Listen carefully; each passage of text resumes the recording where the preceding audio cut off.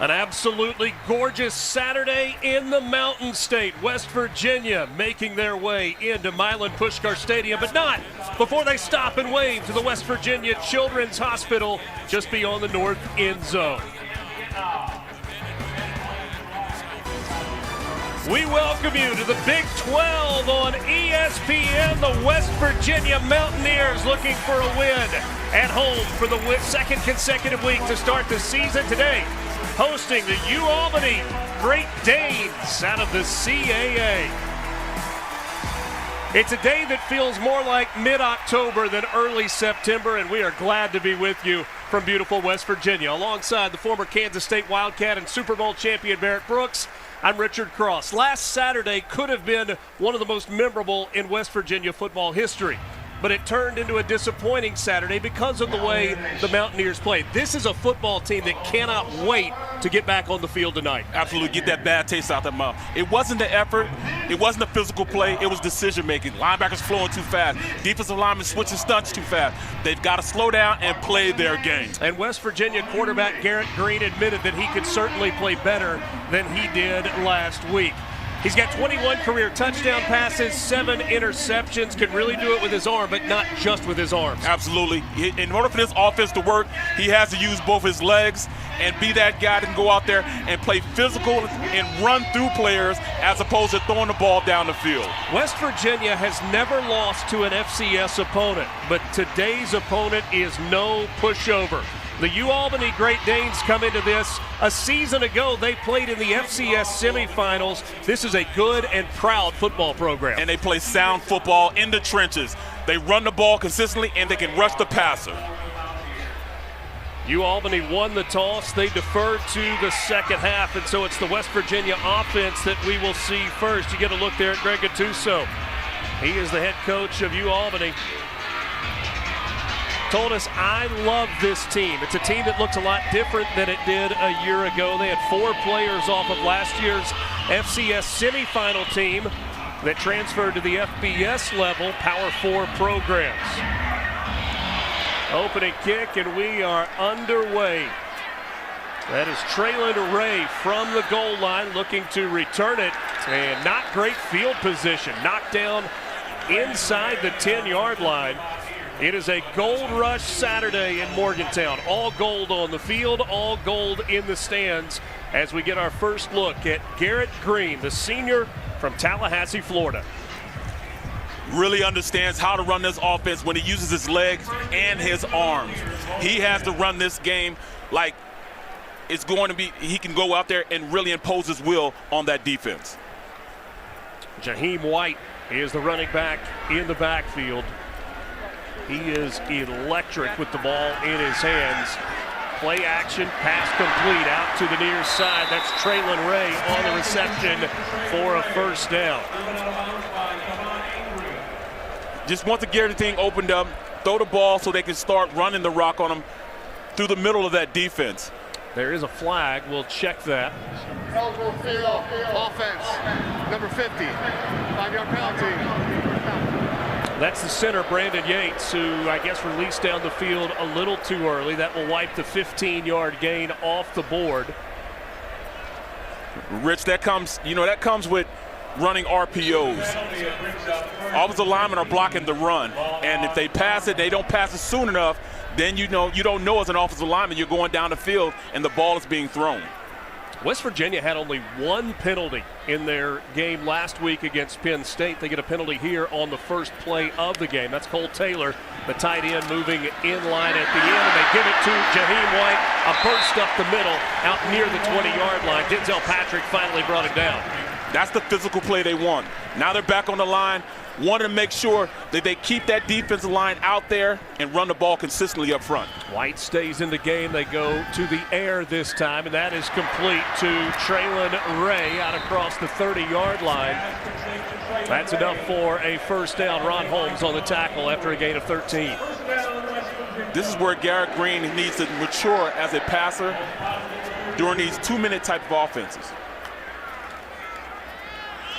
Looked good throwing the ball so far. Jaheim White bouncing it to the outside with a burst One of the things their offensive coordinator, Chad Scott, told us was it feels like every time he touches the ball, something big can happen. A gain of 16 there.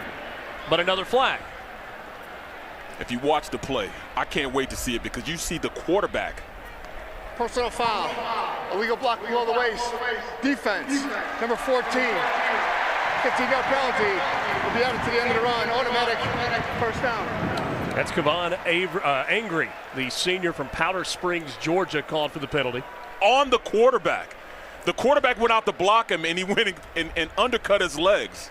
This goes to show the toughness that Green has as a runner. Not every day you see the quarterback as the lead blocker. Right. Luke Richmond, our referee today, I've already heard from him a couple of times.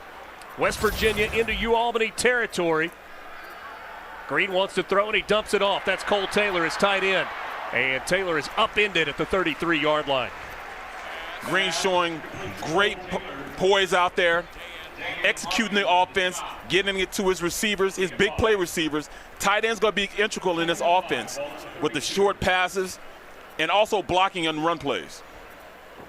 This is an offense for West Virginia that features two running backs, Jaheim White and C.J. Donaldson.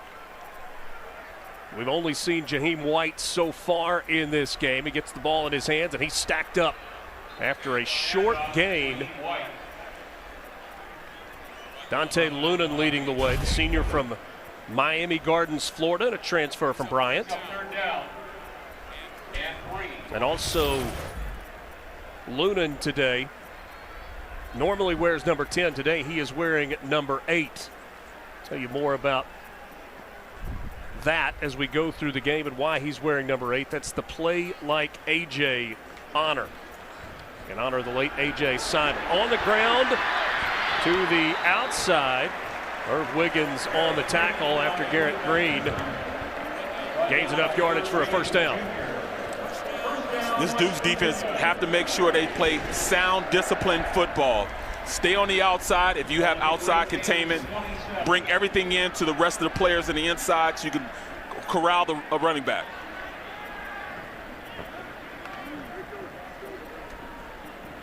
Gallagher, the receiver that came all the way across the formation to the bottom of your screen, now walks back into the slot.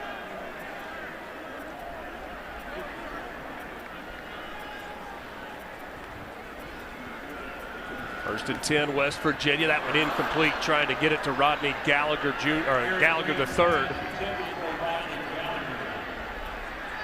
He had one catch last week against Penn State.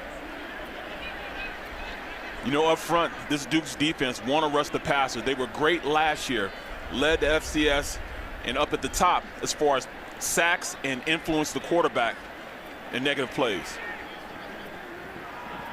Everything is about putting pressure on the quarterback. They'd like to do that with the front four. White stacked up there. Gang tackle, including Ron Holmes and others. Bill Nessett, the defensive coordinator for the Dukes, he was able to do that last year. Rush four and not send linebackers. I think against this Mountaineer offense, he's going to have to bring a little bit of pressure. This is a veteran offensive line, a big offensive line, and they are known for running the ball very consistently. Third and long. Traylon Ray in motion. They swing it to Ray. Ray across the 20, down close to the marker. Well, it's going to depend on the spot. He needed to go to almost the 16-yard line. He's going to be about half a yard short of the first down. This is where you should see hard-nosed football, running between the tackles. Don't try to do any misdirection. Just put your man on the defensive lineman, drive block him, go for the first down. A little bit bigger back. C.J. Donaldson comes into the game. Number 4, you'll see him lined up in the backfield. Pistol formation with Green at quarterback. Fourth down, less than a yard. It's a handoff to Donaldson, lowers his head and pushes the pile across the 15. First down, West Virginia. There was no playing around with that. Simple inside run play, zone inside. Run behind the center and them two big guards. 5th first down of this opening drive for West Virginia. This is the 11th play of the drive coming up as the Mountaineers looking to strike first, hosting the UAlbany Great Danes out of the CAA. Two tight ends on that right side. Green has it swatted away in the end zone, trying to get it to Preston Fox. That was Kavon Angry in coverage that time. He was step for step with Fox. Great coverage on there, but you look at this defense. They are really good in man-to-man, but you look at this offensive line, they were in 12 personnel, one quarterback, two tight ends, and they're going to use that more so as a base formation in their offense. Those two tight ends were Cole Taylor and Traylon Davis. You see that look again. Taylor is the tight end on the line. Now it's on the ground. Jaheim White breaks a tackle. He gets the 5, gets a block from his quarterback, and gets into the end zone for a touchdown.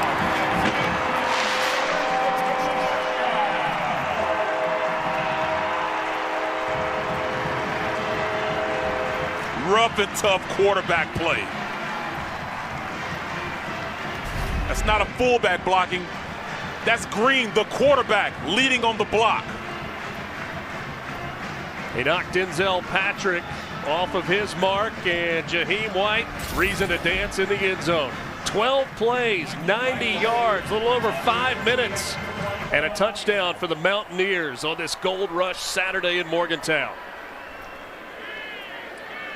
Michael Hayes on to try the extra point. And a good start for this West Virginia offense. Great start, physical play, running in between the tackles, passing when they needed to pass. But like you said, 5 first downs. Look at Green. Lead block, touchdown, Mr. White. West Virginia took the opening possession of the game, drove 90 yards, and cashed it in with a Jaheim White touchdown, with Garrett Green, the quarterback, leading him into the end zone. And now Neil Brown in his 6th season, one game over 500, coming off a 9-4 year, best year, a year in which West Virginia was picked 14th in the Big 12 going into the season. They played last year with a huge chip on their shoulder. Similarly, a year ago, lost the season opener to Penn State, was on the road in Happy Valley, and then reeled off 4 in a row right after that, trying to do the exact same thing. This opening kick will go out of bounds.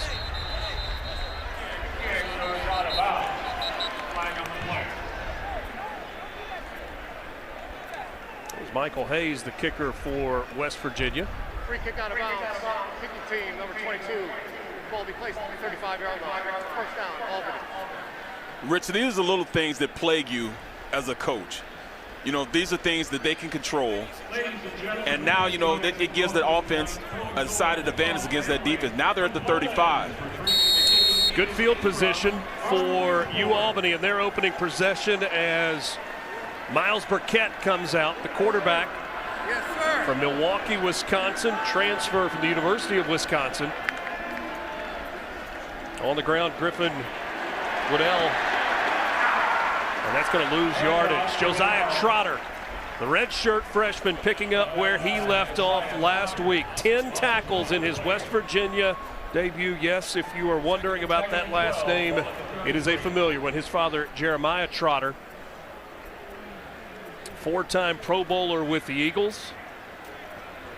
His brother Jeremiah Trotter Jr. now with the Eagles after an All-American career at Clemson, and now it's Josiah Trotter's turn in college football.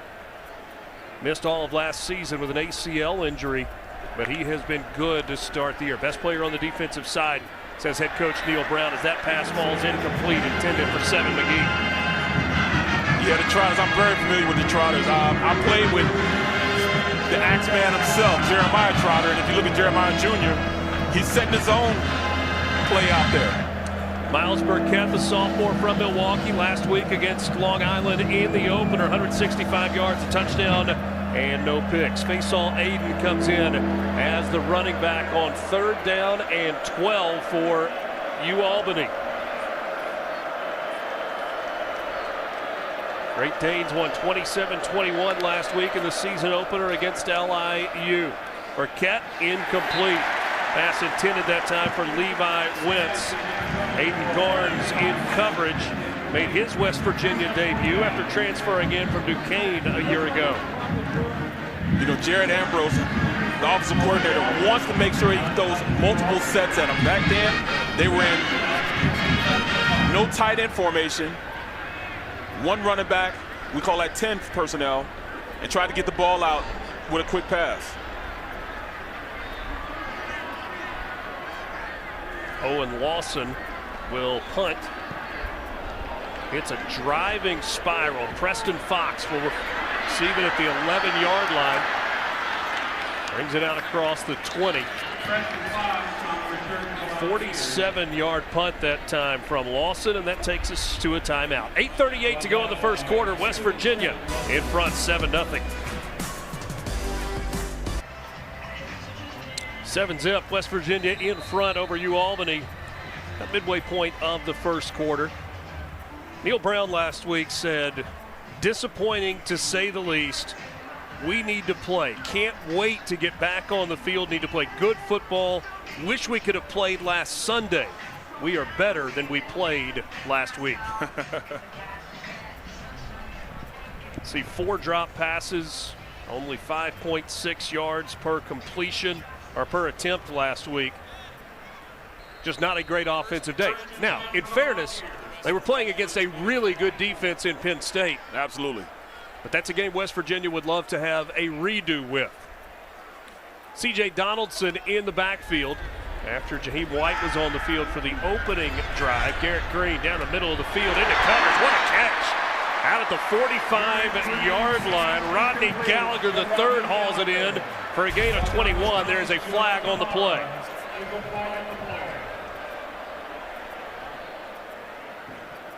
Correction.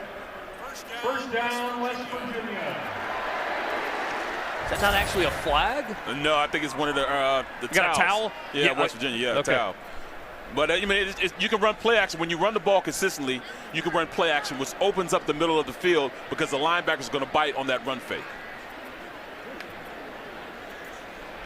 Donaldson carrying it to the outside, picks his way through and picks up a first down to the 43-yard line. Herb Wiggins and Ron Holmes ultimately brought him down, but not before a gain of 13. 12 personnel. You got 2 tight ends on the outside blocking like they're tackles, driving back the defensive end 5 yards on that play.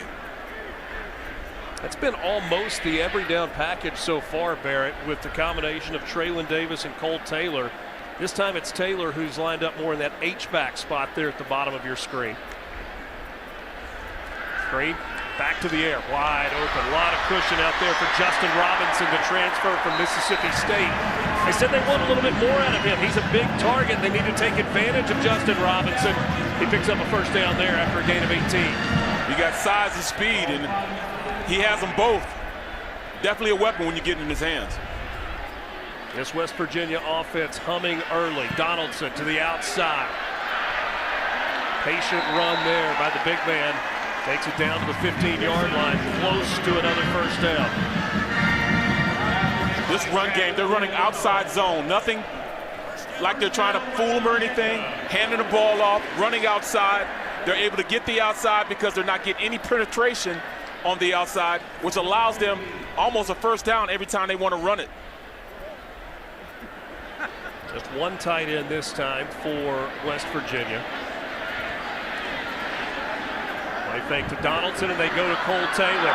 Taylor knocked off his feet after a short gain down around the 13-yard line.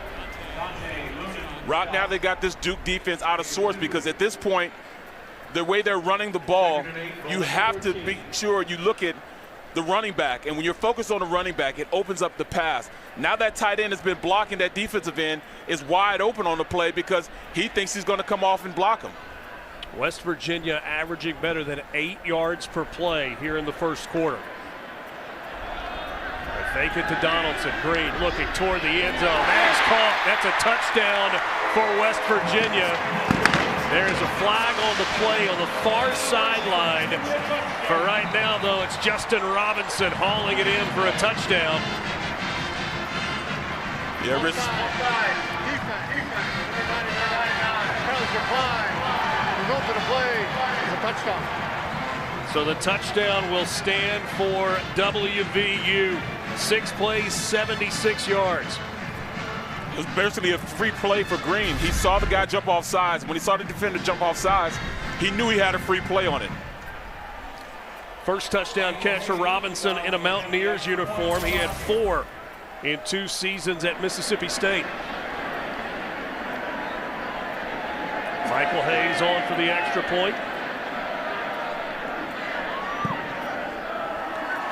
So far, it is all West Virginia. 2 touchdown drives, long touchdown drives, and they forced a 3 and out the only time the defense has been on the field. You watch on the play, he jumps offside, but then he comes out on the boot to the left side, and it's just a simple out route on the play, on the outside. Justin Robinson with the touch. West Virginia with 2 possessions and 2 touchdown drives. Mountaineers lead at 14-0. Garrett Green, 7 of 9, 80 yards and a score to start the ball game. Jamal Cooney will be the deep man for UAlbany. Michael Hayes, the second, will kick it off again for the all-gold-clad Mountaineers. Cooney takes it, drops it at the 8.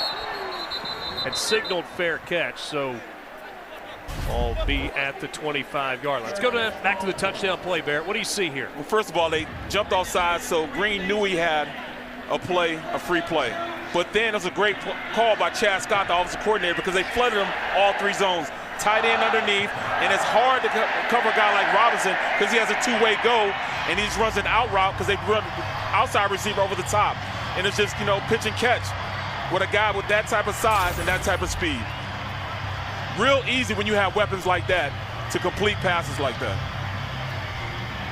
I beg your pardon, they did not put that ball in the 25. Said he muffed it and recovered it, and then the whistle blew. So UAlbany starting at the 8-yard line. Waddell is in the backfield. Burkett wants to throw, and he throws complete out to Dylan Walker. No, they'll say incomplete. It was intended for Dylan Walker, the Colorado State transfer, out at the 20-yard line. Well, at this point, Miles Burkett needs to get it to his weapon. He needs to go to 7 McGee. He's a big-time receiver. He's a bit on the small side, but he's dynamic when he gets the ball. Numbers fitting. Yeah, exactly. If your name is 7 and you don't wear 7, something is wrong. But 7 McGee wearing 7. See him lined up there at the top of your screen. Second and 10. Trying to go back to the air. The pressure. And down goes Burkett. Hammond Russell the 4th, and T.J. Jackson met at the quarterback. It's really starting to be guys up front just making plays. Too much time on and not enough pass blocking for Miles Burkett to do anything. Nobody's open. This is a run-based offense. They like to run counter trays and things of that nature. They haven't been able to do it because they get too much penetration up front by that Mountaineer defense. 3rd down and 14. UAlbany's offense has had trouble dealing with this West Virginia defense so far. They saw Aiden comes in, but a flag in before the play. They were having trouble getting lined up that time. I think it's going to be a delay of game. Snap. Delay of game. Offense, number 5. Half the distance to the goal. 3rd down.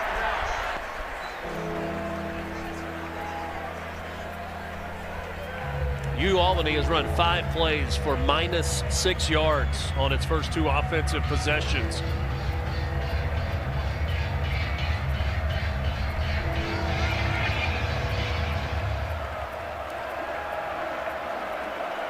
See if Jordan Leslie, the defensive coordinator, turns up the pressure here. Just a 4-man rush. And that pass is complete out across the 20-yard line. Caden Birdie with the catch, the sophomore from Marlton, New Jersey. That's enough for a first down. A great throw that time by Burkett. And they have the weapons out there. This is just a simple in cut, and he was able to throw right in between 2 DBs on the play. Gain of 20. Out to the 22-yard line. And a little bit of breathing room, and now maybe an exhale of relief for the Great Danes. Kent going to keep it himself, and he is met by Ty French, the senior from Moultrie, Georgia, transfer from Gardner-Webb. Just sound defense. The defense stayed where they're supposed to play within the framework of this defense. They ran a trap play inside.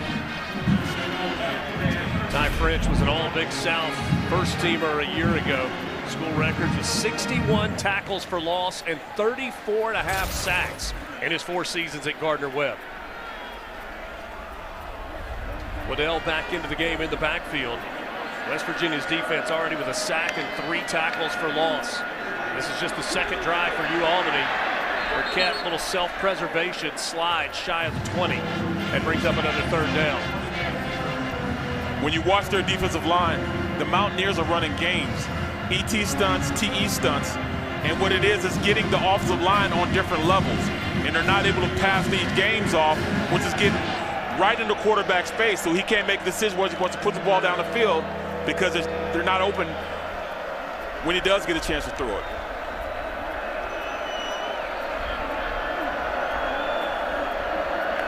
Third and 13. Burkett rolling, sidearm delivery incomplete. He had 2 receivers in the area. Jackson Parker and Caden Birdie were both there. And a fell incomplete between the 2 of them, and punting time once again for the Great Danes.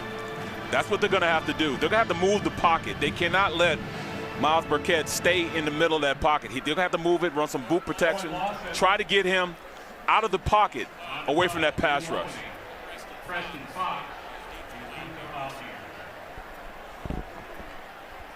Preston Fox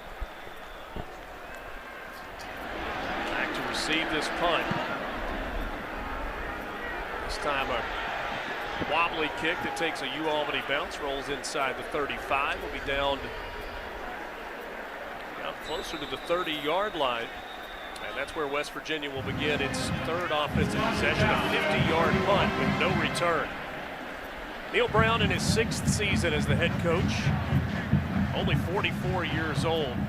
You know, every team has got kind of a mantra that they live by. He says the identity of our team it's wrapped up in 4 things: discipline, strain, being mentally and physically tough, and being smart football players. And I asked him when we talked yesterday, I was like, hey, midnight tonight, if you win the football game, you're home propping your feet up, what will have defined success? And he immediately went to those 4 identity pieces and says, that's who we are when we're playing good football. Hudson Clement with the catch. Yeah, a little boot to the right side. But you're right, you know, Brown wants to do that. He wants to make sure you play a tough brand of physical football. They did 2 of those against Penn State. Physical, but they made too many mistakes. You don't have to worry about effort, but you have to worry about that going out and making the simple mistakes would lead to bigger things going wrong in your play. Jaheim White was the running back on the field for most of the first drive. Then it was C.J. Donaldson's turn. White back in the game, and it's a swing pass to the outside, and Day Farmer out across the 45, brought down by Denzel Patrick, but not before a first down. And those are the plays, if you are on defense, you got to make. You had him in the backfield. Go up and make a play. Don't miss. You got to make sure you make that play. Day Farmer, the freshman out of Melbourne, Florida. Played his high school ball at Melbourne Central Catholic. 4-star wide receiver. He was a top 50 wide receiver as rated by ESPN. Jaheim White goes in motion out of the backfield. Green looking down the field with pressure in his face. Completes out across midfield. On the catch, Rodney Gallagher III. Now they're trying to go out and really confuse this Duke defense. 12 personnel, but they split all the receivers out wide. Empty formation. And just throw a little out route for the completion. Now you're in 2nd and 5 as opposed to being 2nd and 10. Jaheim White last week had 8 carries for 33 yards. They go play action to White. Green looking to throw. He avoids pressure, and now he's got some room. Trying to make something happen, and he slides. They'll mark him down at the 39-yard line. Smart play by Green. not necessarily a decision to run, but when he does run, slide a little bit. You know, don't take the punishment that you don't have to. He's already had 2 blocks, 1 block for a touchdown. This time he erred on caution. Whistles blow before the snap. That's the end of the first quarter. A good first quarter that saw Garrett Green go 10 for 12 for 101 yards and a touchdown. Even got a little bit of an assist with a block as Jaheim White went into the end zone for the opening score. Justin Robinson had a touchdown catch as well. 14-0 Mountaineers after 1.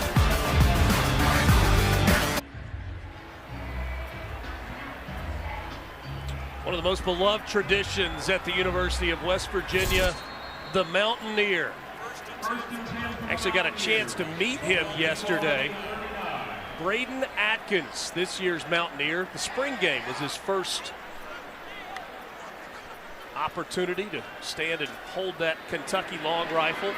Green tried to dump that one off. Did he have a receiver close? It's an incomplete pass. Incomplete pass.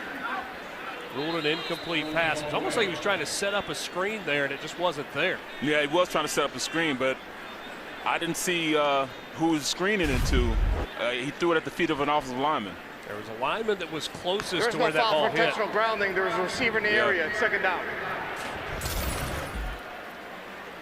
Fortunate there for the Mountaineers. An upset brewing in college football. Northern Illinois just made a field goal to go up 16-14 over Notre Dame, but 31 seconds remaining for the Irish to try and pull one out of the fire in South Bend on the heels of that big win in College Station last week. Garrett Green down the middle. He's got Cole Taylor into the end zone. A touchdown for the Mountaineers. 39 yards.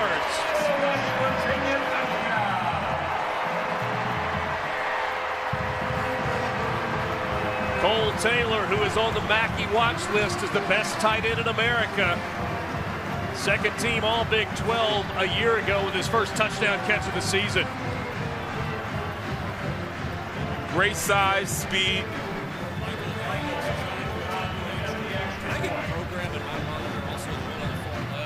6'7", 255. 6 plays, 69 yards, took just 2:23. Second touchdown pass of the day for Garrett Green. The extra point from Michael Hayes is perfect. And the Mountaineers lead at 21-0. Love the play design on this. They run play action, and then you watch tight end just run down the seam, crossing route, and then he just turns on the speed. That's 6'7", 255, 260 pounds, folks. Outrunning DBs, linebackers. Yes, no wonder he's on the Mackey list. Won the premier. Neil Brown told us yesterday he's a good run after the catch guy. Case in point. Turned it up. Cole Taylor was the leading receiver on this West Virginia team last year. He had 35 catches and a team-high 4 receiving touchdowns in 13 games. What a performance so far by Garrett Green. Couple of touchdown passes. Only 3 incompletions so far. And a good day for Cole Taylor with his 3 catches.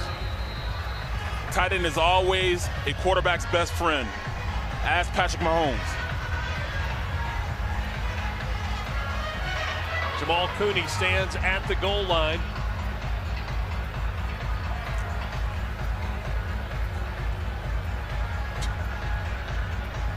Travis Kelce, I think, is who you were talking about. Absolutely. Fair catch taken at the 2. All right, Rich, this offense is going to have to push the ball down the field. 21-0. We give a fair catch signal. The ball will be placed at the 25-yard line. It'll be a touchback. They may have to get out of their 12 personnel, maybe get into 11 personnel, 1 running back, 1 tight end, and try to get the ball out to 7. His number 7 and his name being 7.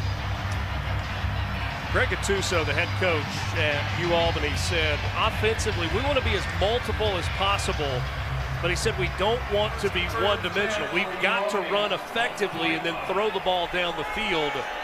They've had trouble getting anything going effectively so far. They start out on the ground here with Griffin Waddell. Gang tackle out at the 29-yard line, so a gain of 4 on first down. They need to stay out there. Look, their defense has been on the field way too long. So offensively, they have to take over. And I'm looking forward to seeing Miles Burkett push the ball down the field a little bit. Gotta have time to do it, though. Right? It's hard, but it's fair. You're a former offensive lineman. Guy wants to throw it down the field. You got to give him a chance. They go quick pass here. That's complete to Levi Wentz, and that is a first down. So maybe that's the key, right? Getting the ball out of his hands quickly first. Exactly. 3-step drop, get the ball out of your hand. You got to run quicker routes. And when you run quicker routes, it makes those DBs come up and play tighter on you. Then you can have the double move going down the field. Now you can have 7 go out on the outside and maybe run an in cut and be open a little bit, because he can create separation. But it's all about the quarterback getting enough time to get the ball to him. Gain of 14 on the play, so fresh set of downs.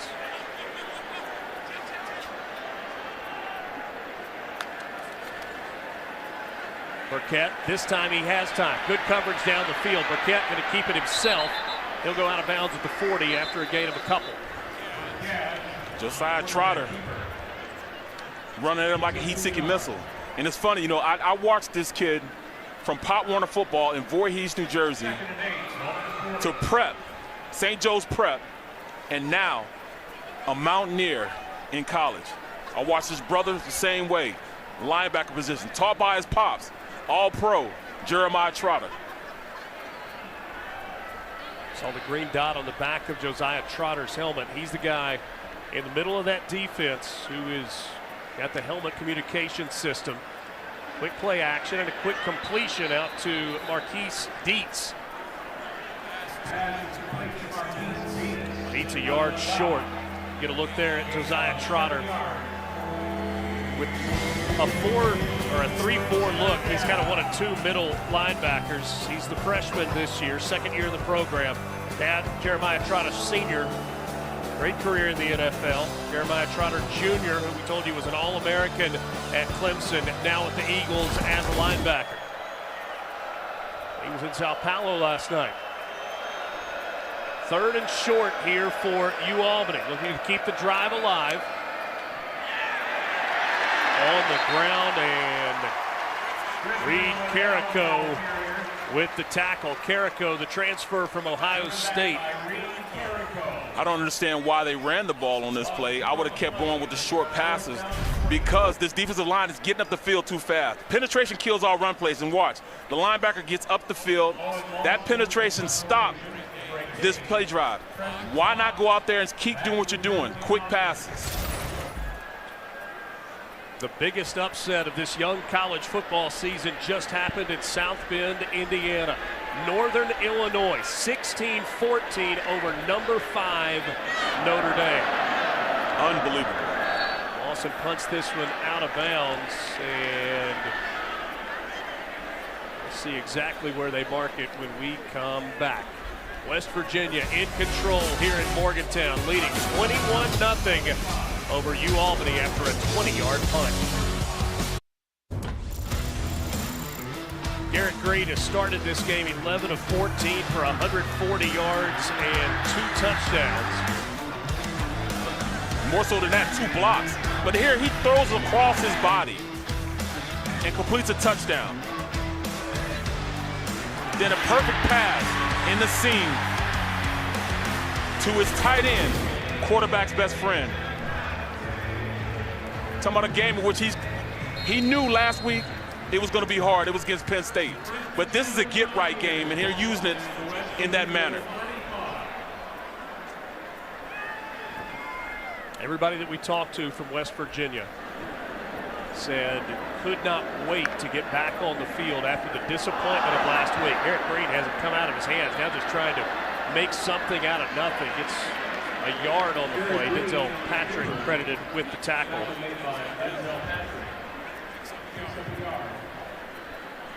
And that's a facet of his game he's got to take advantage of, his speed and his athleticism.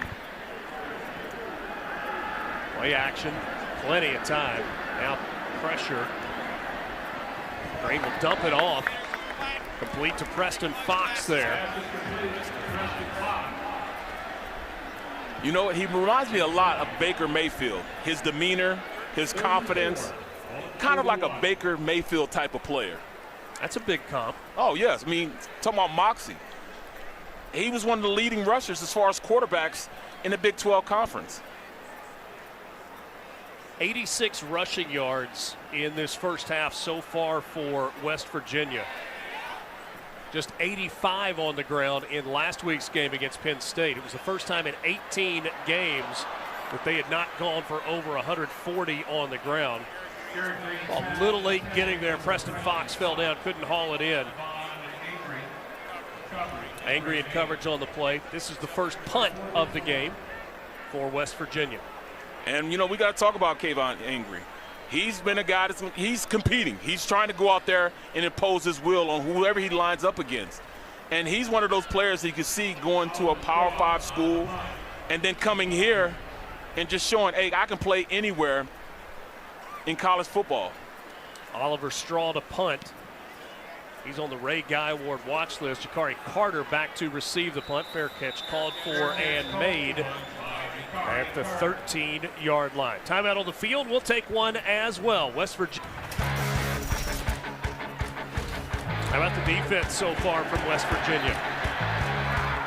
I'm talking about speed. They're crushing the run because they're getting penetration. Trotter is running around, and I mean, last week he overran a lot of stuff. These guys now are timing things up just right. In the pass rush, they're getting up the field. They're meeting at the quarterback. 31 total yards so far for UAlbany. They're averaging 2.2 yards per play. The guys in all gold getting after it on the defensive side so far. Last drive for UAlbany was a little better. They were able to move the ball a bit. This pass too tall, intended for Jackson Parker. That's a completion there that UAlbany's got to have. They've got to have that. He's got to get the ball to him. It worked out perfectly for him. They ran 2 out routes out there. Get the ball so he can catch it. I mean, at least they're starting with 2nd and 10 as opposed to now 2nd and 5 instead of 2nd and 10.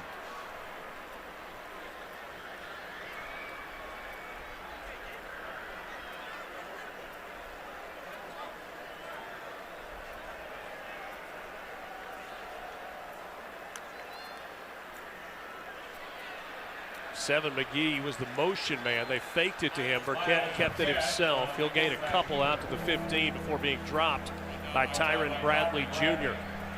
Rich, they can't run plays like this. It takes too long. This was a quarterback trap. They pulled the backside guard around, and then he followed him up in the hole. But the linebackers for the Mountaineers are too fast. They penetrate too fast. They read and react and get a play in the backfield because they just can't get there fast enough. The play takes too long. Aiden back into the game on 3rd down as the running back off the right hip of Burkett. And a flag comes in. May have been a delay of game.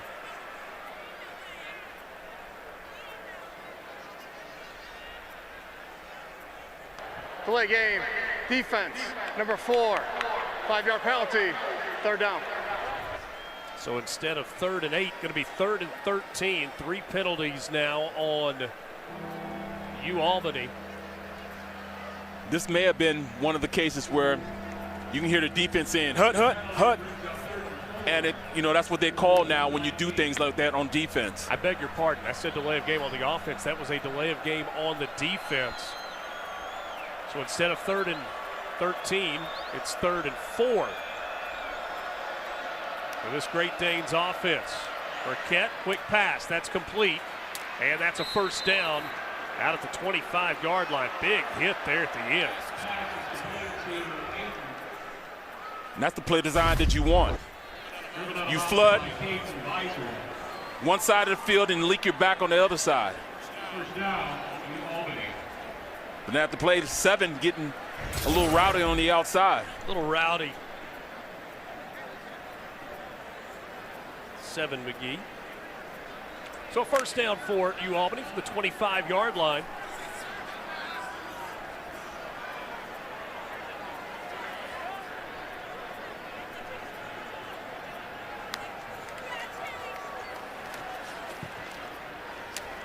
Couple on first down. Really was a magical postseason run last year for the Great Danes. A flag comes in at the end of the play, getting a little extracurricular now. A little chippy out there. Trip to the FCS Finals where they matched up with the eventual national champion South Dakota State. They had a first-round bye as the number 5 seed, highest seed in school history. After the play, unsportsmanlike conduct, defense, number 12, 15-yard penalty, automatic first down. That is number 12's first unsportsmanlike foul of the game. So that's Anthony Wilson Jr. He's got the undershirt coming apart on him. And that's exactly what Coach Brown has mentioned. You cannot beat yourself. No matter who the opponent is, you got to play sound football. See Wilson there. I don't know about that. A little ticky-tacky there, yeah. Not a lot there. Unless they were calling the flop at the end, maybe. Regardless, the 15 yards gives you Albany good field position on this drive. And that's a pass down the field. Marquise Dietz on the reception. Had just one catch for 10 yards last week. That's a gain of 24 on his second catch of the ball game. And you look at it, you give him a little time. They will beat him on the seam, a little seam route over the top. Was able to get there before the safety gets there. Burkett has an arm. He has some talent.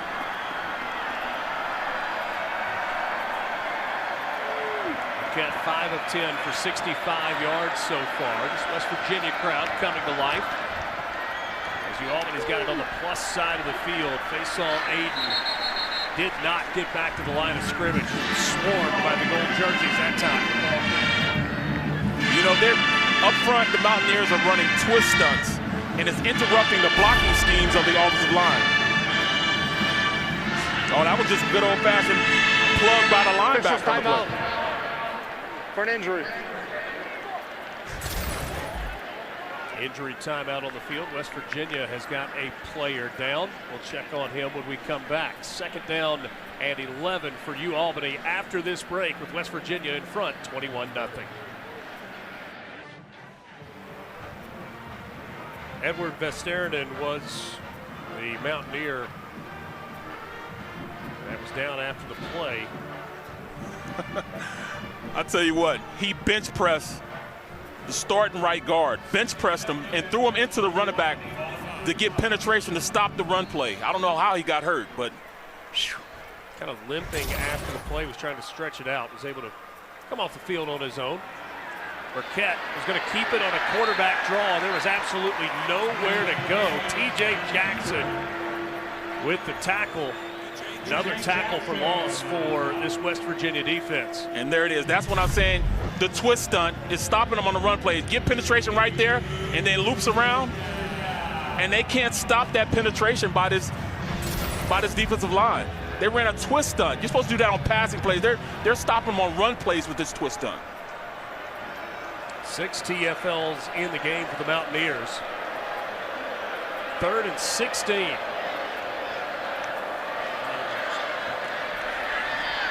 Over the middle, and it's caught. What a catch there by Seven McGee. Enough for the first down. Not 17 on the play. Definitely not scared to catch in the middle of the field. He's one of the smaller statured wide receivers. But I tell you what, he has a heart of a lion. McGee, a transfer from Jackson State. Had a career-high 119 receiving yards on 5 catches, including a 75-yard touchdown pass last week. Exceptional athleticism and speed. Burkett started this game 1 of 5. He has completed 5 of his last 6 passes. And a timeout taken by U Albany. Charge timeout, Albany. First and a half. Be a 30-second timeout. Barrett, what's been different? There have been a couple of big pass plays over the middle of the field. Burkett's made good throws on. I think it's more so that offensive line saying, look, we've got to give this guy a little bit of time.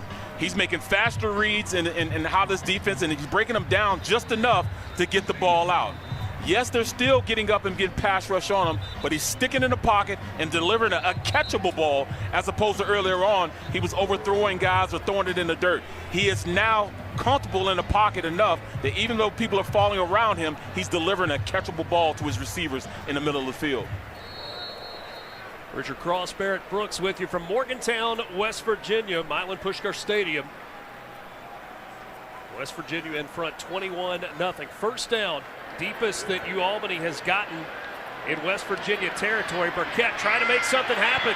He gets to the 10-yard line and he's out of bounds with 1st and goal. Nice scramble that time by Miles Burkett. That's him showing great patience right here. They still get up the field and get a little penetration on him, but he is able to elude the rushers and then show a little speed and athleticism and get out on the corner. Being chased by Trotter on the play. Griffin Waddell in the game. 1st and goal from the 7-yard line. By far the best drive of the game. So far, 9 plays and 80 yards. It's taken almost 5 minutes. Albany, though, wants to cash in with 7.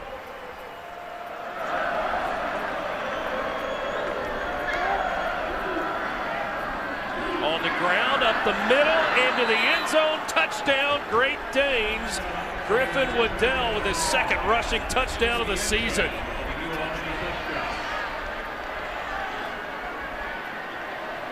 What a drive.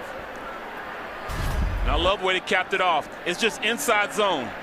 Griffin Waddell takes it right up the field, catches them in man-to-man, spread out, picked his hole, and would not be denied going in for the touchdown. 10 plays, 87 yards, took a little over 5.5 minutes off the clock. Now John Opalko on to try the extra point. Sends it through the uprights, and Albany now on the board, trailing 21-7, 4:40 until halftime. Great run blocking. Get up the field and just drive blocking. They were able to pass off the stunt up front, and then Griffin Woodall just runs behind his pads and could not be denied going in for the touchdown. He played exceptional last week also. Had over 100 yards rushing. Preseason All-CAA, Waddell. James Bozek will kick off for Albany here. How about the Great Danes coming out here and competing? Looked a little shell-shocked out of the game. Couldn't get anything going offensively. West Virginia comes out clicking, moves the ball right down the field their first 2 drives. Great Danes have settled in a little bit. Trail by 2 scores.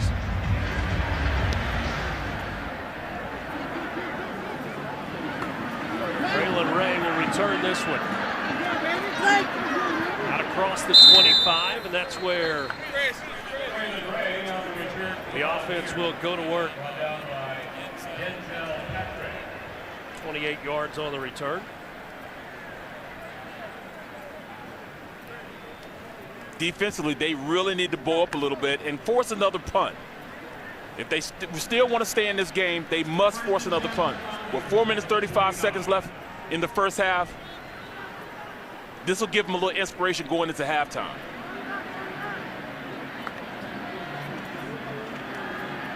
On the ground, Jaheim White picks his way out to the 40. He's across midfield. Jaheim White has the ball come out. It's a turnover and recovered by Albany. Irv Wiggins Jr. with the fumble recovery. How about that for a change of play? Okay, don't stop for on the field is a fumble recovered by the defense. First down, Albany.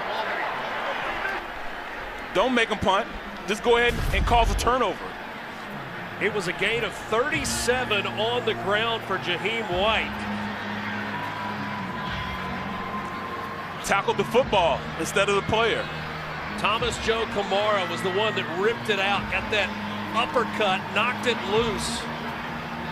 Actually, wasn't even an uppercut, just kind of grabbed the football and ripped it out right into the hands of Herb Wiggins Jr., the freshman from Rochester, New York. A little electricity going over on that Great Dane sideline.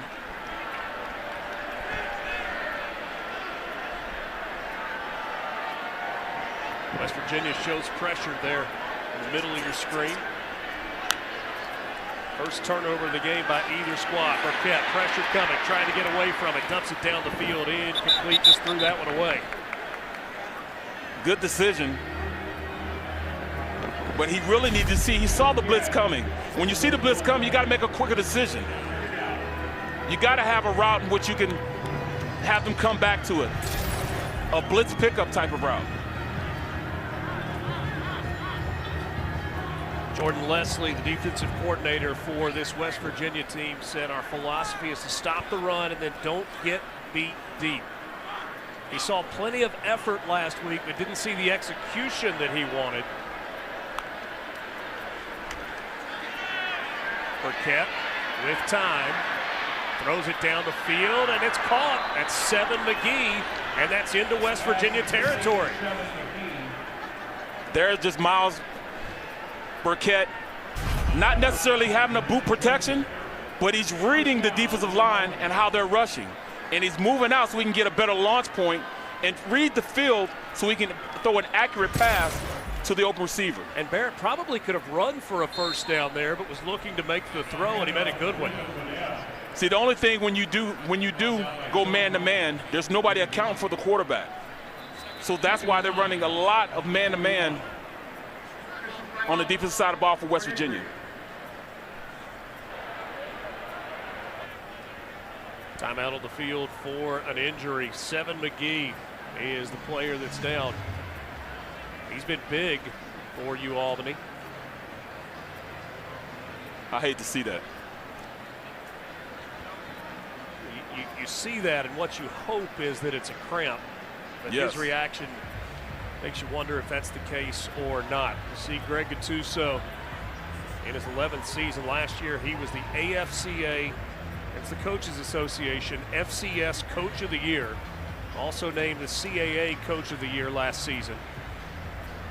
We had great conversation with him. You could just tell how confident he was in his team and his team's ability to go out there and compete at the FBS level. Is he telling him rub some dirt on it? You know what? In talking to him, that's probably what he said. Really enjoyed that visit. And, you know, you mentioned earlier, we were talking about philosophy in the transfer portal.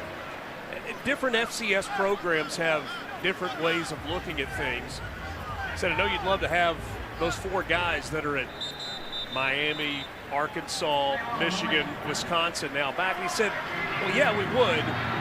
He said, but that's part of our recruiting pitch. We say we're going to develop you, we're going to work you, and if you're good enough, you're going to have that opportunity. But then on the other side, he said, we don't take a lot of Power 4 players into our program. We tend to bring more D2 guys up. It's a formula that has worked for UAlbany.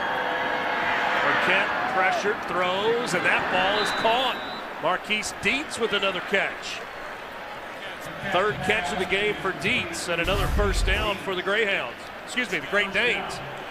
That's an exceptional, coming out of a break and getting the ball with that catch. I mean, that's exceptional. He was almost wrestled down, but able to break and get away, create separation, and keep those chains moving.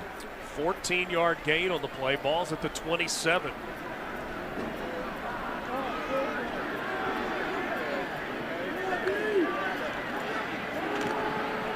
Aiden patient, looking for a seam. There was nothing there. You know, to expand on what you said about Coach, he said that he doesn't usually take those FBS players because, number one, they usually leave there because they're not getting tape, they're not getting playing time. So he hasn't seen what they can do. Yeah. But what he does is, if you do come, he'll develop you enough that either you get an opportunity or a shot to go to the league or something of that nature. Well, and in terms of his quarterback, Miles Burkett, you're talking about a transfer from Wisconsin.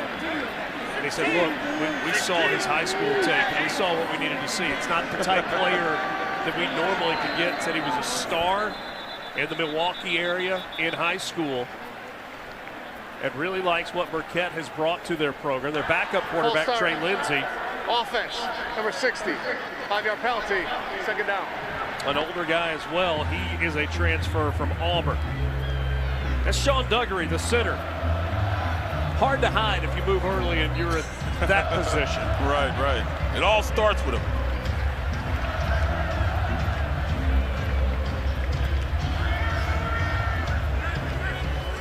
We are closing in on the 2-minute timeout. We'll see if they get this play off. They do not. That will take us to the 2-minute timeout with this is the 2-minute a 14-point lead for the West Virginia Mountaineers. UAlbany trying to make this a one-score game before the half. Miles Burkett started this game 1 of 5, but he has heated up since then. Now 8 of 14 for 120 yards. 2 minutes remaining in the opening half. It's West Virginia 21-7. Second down and 16 here for the Great Danes of UAlbany. Burkett taking a shot down the field to the end zone. Touchdown!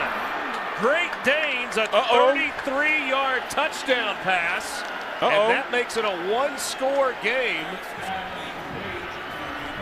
Jakari Carter with the touchdown reception.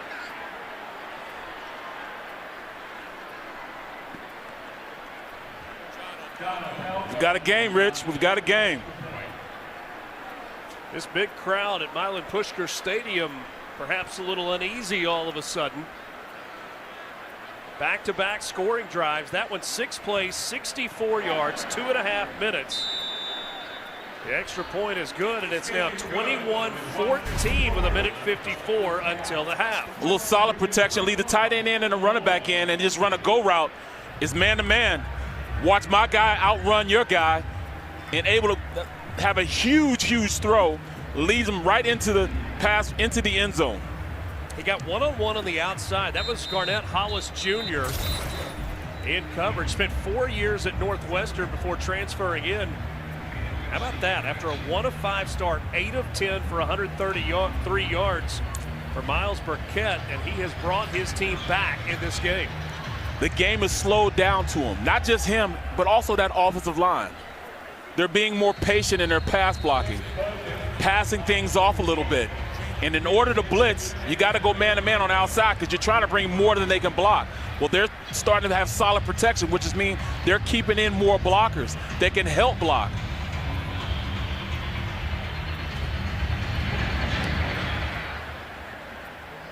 Kick away will go into the end zone for a touchback.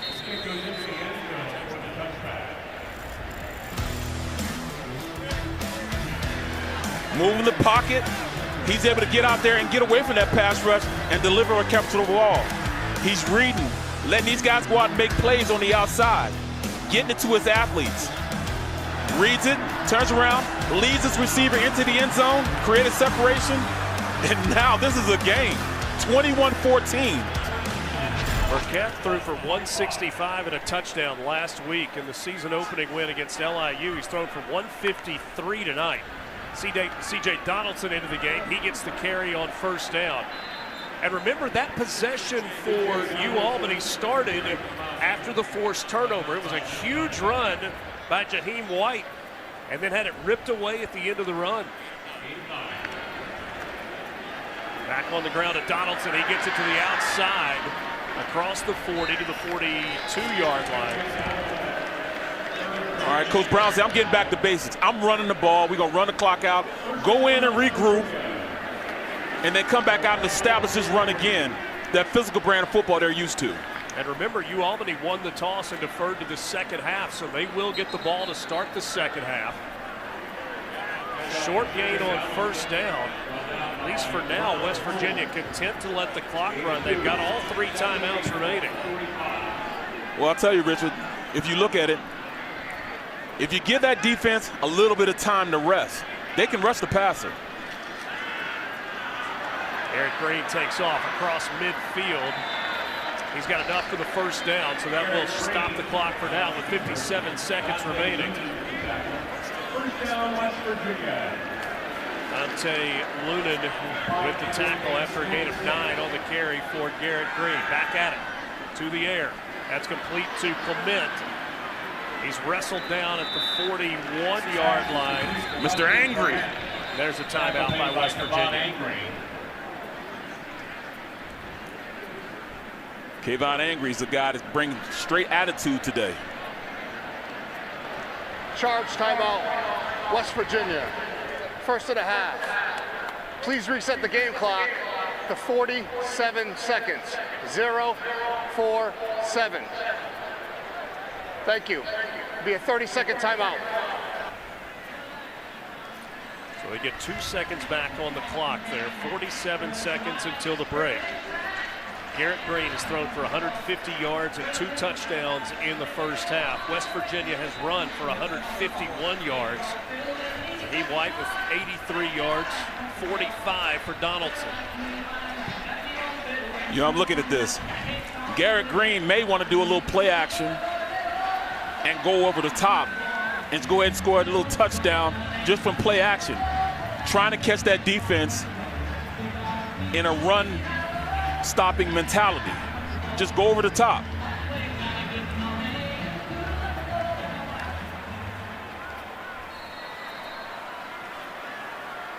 West Virginia 21-0 all-time against FCS opponents. Got a flag on an early jump. Garrett Green there with a big play with his feet. Still on his feet. Garrett Green to the end zone. Touchdown, West Virginia.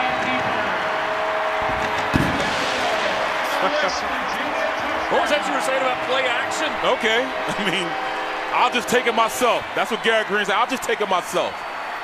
A 40-yard scamper for the West Virginia quarterback, Garrett Green.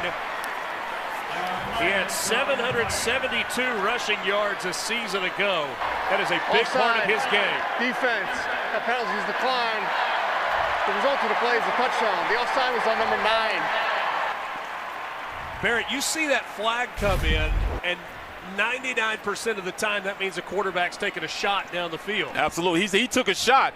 He took a shot with his legs. And when you look at it, this is the second time that he's taken advantage of an offsides penalty for a touchdown. Second time. The first time, it was a pass for a touchdown.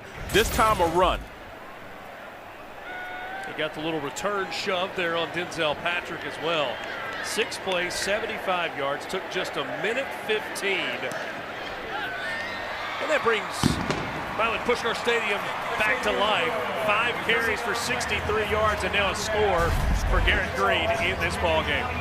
Jumps off sides, reads the pocket. It was going to be a run play anyway. You see how the center went out to go get the linebacker?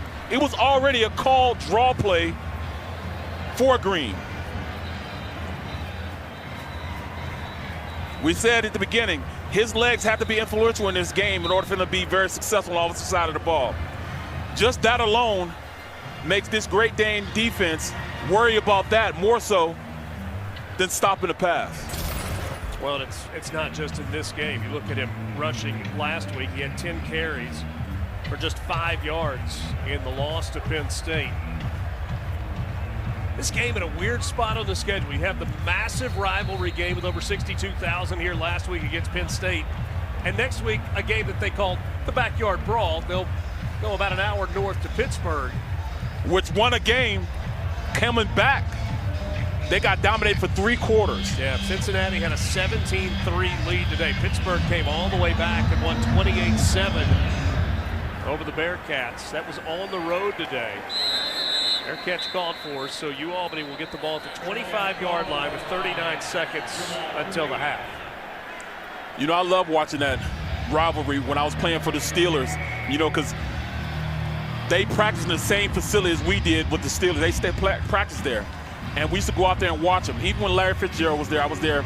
And just watching them getting there, ready and preparing to play against West Virginia was something special. Even in practice, it was special. You could tell it was another attitude that they had while practicing when they were going to play against West Virginia. Do you try anything here if you're Albany? Of course. They're trying to go out there. They are trying to keep the tone set So when they do come back out, they're still ready. 39 seconds, 2 timeouts remaining. Miles Burkett's thrown for 153 and a score. Albany has scored on its last 2 possessions after trailing 21-0 to start the game. Burkett on the keeper.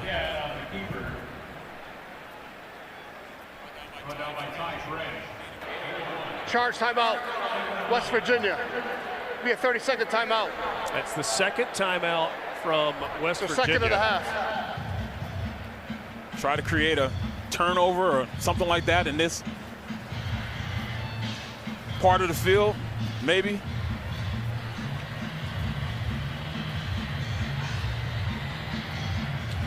You got plenty coming your way at halftime. A look at this great state of West Virginia.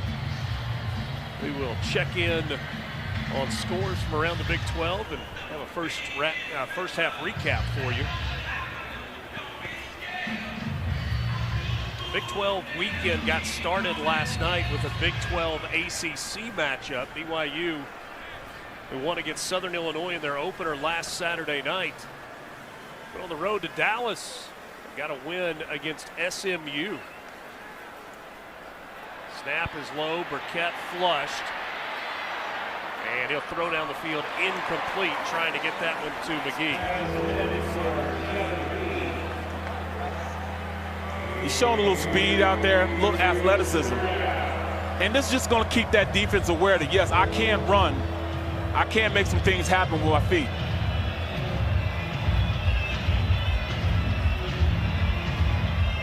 Clock stopped on 3rd down. West Virginia can get a stop here. They may take a quick timeout and try and get the ball back one more time before the break. 3rd and 9 for the Great Danes of Albany. Burkett with time, unloads. That's enough for a first down and more. Jackson Parker finally shoved out of bounds near midfield, a gain of 23. I love the confidence in this young man. He believes in his arm. He believes in his playmakers on the outside. He's giving them a shot. Anthony Wilson shoved Parker out of bounds at the end. Over the middle, that's caught. Marquise Dietz. No, he couldn't hang on. Couldn't hold on all the way to the ground. Had it in his hands. Dietz has had a good first half. You got to pull it in. You got to pull it in. Those are the opportunities you need. 10 more yards, you could kick a field goal.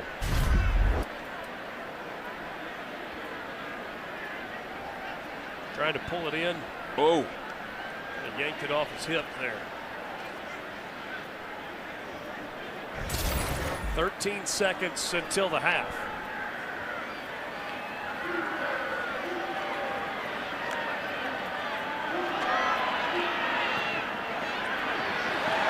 Broken up. Good coverage that time. Really man-to-man on the outside. That's a very, very good play, because I'll tell you what, Seven McGee has definitely been an impact player for Burkett. That was Rodney Gallagher III, who is a wide receiver in coverage that time, playing at the corner spot. You know, I'm looking for who that was, and you're right. Jack of all trades. 3rd and 10, 8 seconds until the half. Burkett launches it down the sideline, overthrows everybody. He was in the neighborhood of Jackson Parker. And so a 4th down coming with 3 seconds until the break.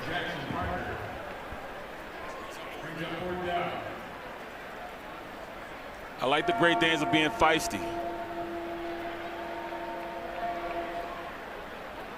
There's been a lot of upsets today. Huge upsets. One bigger than all the rest. Oh, absolutely.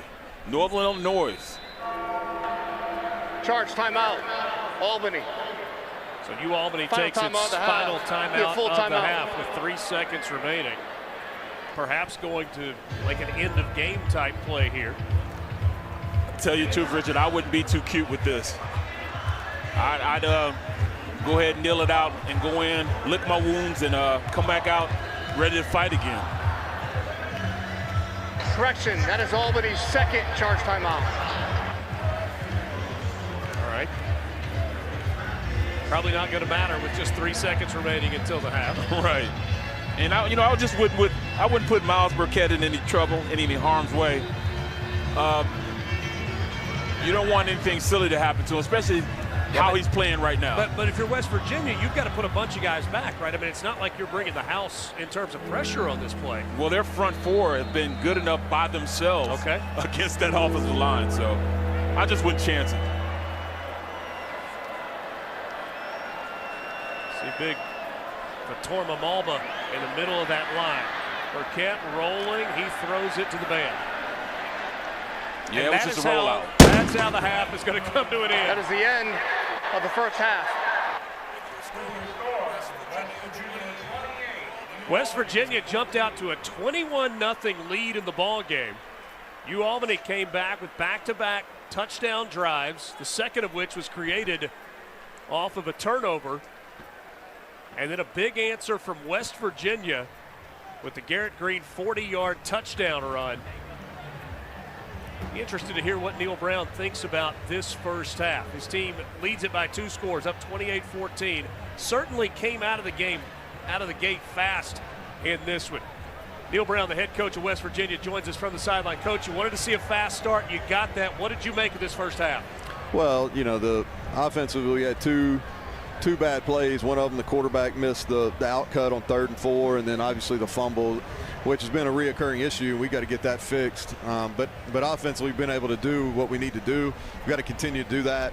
Defensively, just giving up too many pass plays. Been really on one player. We got to do a better job defending the ball down the field. And number 7's a good player.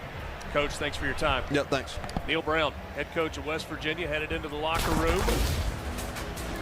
There's some little things that he still wants to see adjustments on. 2-score game at the half. West Virginia in front, 28-14 over the Albany Great Danes.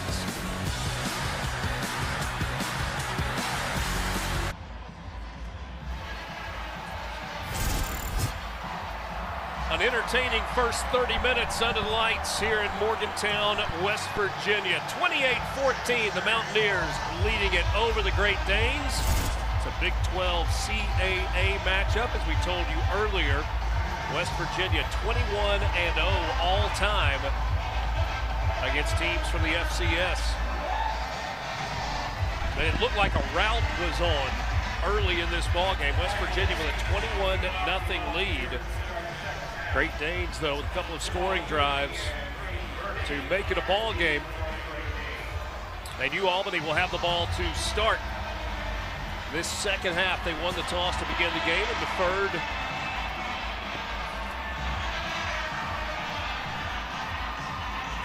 Touch of fall in the air tonight in the mountains of West Virginia. Great weather for football, isn't it? Great weather for football. Good. And over in kick taken at the goal line. Cooney on the return, and he is upended at the 15-yard line. Tarnu on the tackle. KK Tarnu with a big hit on special teams. That's what you call a textbook tackle.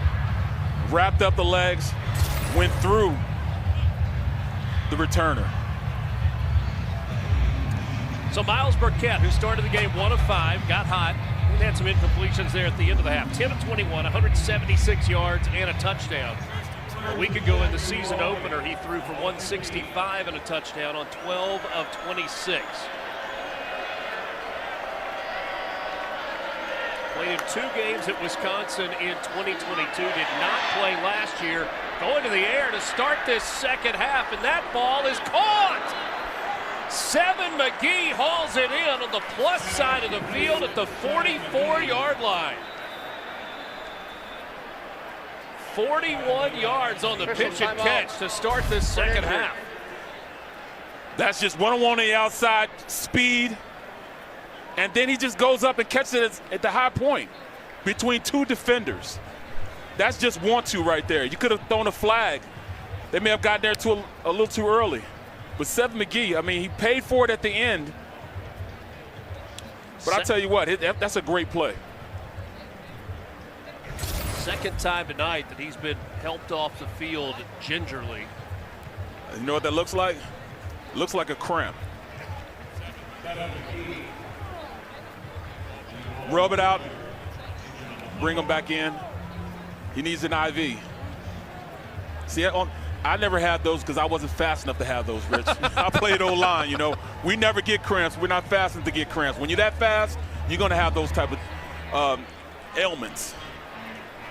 So he'll go to the sideline and get fluids and maybe some pickle juice or whatever else. Be ready to go. What a start to this second half for Albany. Big play. And that's what they talked about in the locker room. You get a certain look, you're taking a shot. And they did. Griffin Woodell in the backfield with Burkett. This time he's going down. That is a sack by Sean Martin. Playing in his 45th straight game and making his 23rd start tonight. Has not missed a football game since 2020. As you get on different levels, they ran that X-stunt to perfection. Got him on different planes. Goes inside, one goes outside. In order to stop those things, you have to stop them at the line of scrimmage. Stop the penetration. Martin has to come off the field there. 2nd and 17. The air attack continues. That one nearly intercepted. Burkett was off the mark. That was Josiah Trotter, who nearly came up with his first career interception. Miscommunication on the play. This young man has showed me a lot today. Speed, reading things, but you could tell he slowed down a little bit. He took the coaching that Coach Brown gave him throughout the week and applied it to this game. He's slow playing things a little more than he did in the first game. A lot of times against Penn State, he would overrun plays. 3rd and long. Albany, 4 of 8 on 3rd down. Another shot play down the far sideline, and that ball is caught. Levi Wentz with a big catch down the sideline, inside the 5-yard line. A 49-yard strike from Miles Burkett. Speed versus your DB. The Great Danes have some players on the outside that are gifted, that can play at the FBS level. And they're showing it right now. You see big plays last week. Coach Brown talked about that extensively. Got 2 40-plus plays allowed on this drive as Albany trying to stick it in and make it a 1-score game. They flip the pass, it's tipped into the air, incomplete. Trying to get it to Dylan Walker, the tight end, on the little hop pass. That was batted down at the line. Oh, Burkett wish he had this back. He wishes he had this back. Wide open on the play. Timed it out just right. Anthony Wilson, what an athletic play. Read it, got airborne, and was able to use that left hand to reach out and bat it away. Albany fortunate that didn't turn into an interception. I want to see if they're just going to run it in. Just give it to Griffin. Woodle, let him run it in. Woodell in the backfield alongside Burkett. Burkett keeps it himself, and he gets down to the 1. He faked it to Jamal Cooney on the speed sweep and then kept it himself.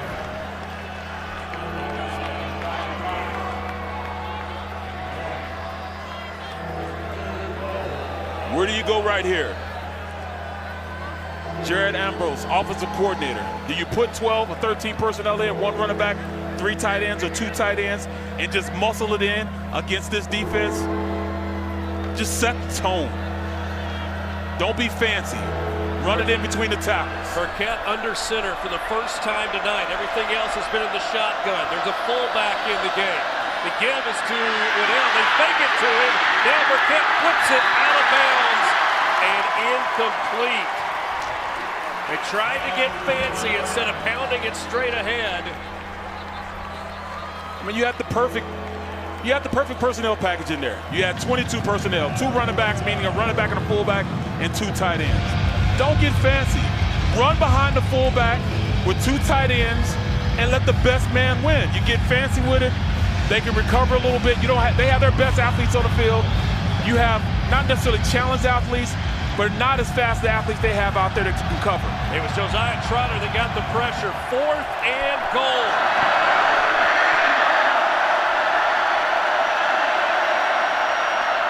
Fade route, incomplete. There was a stumble on the route. Aiden Garnes in coverage. Trying to get to 7 McGee. I mean, he's been there for you.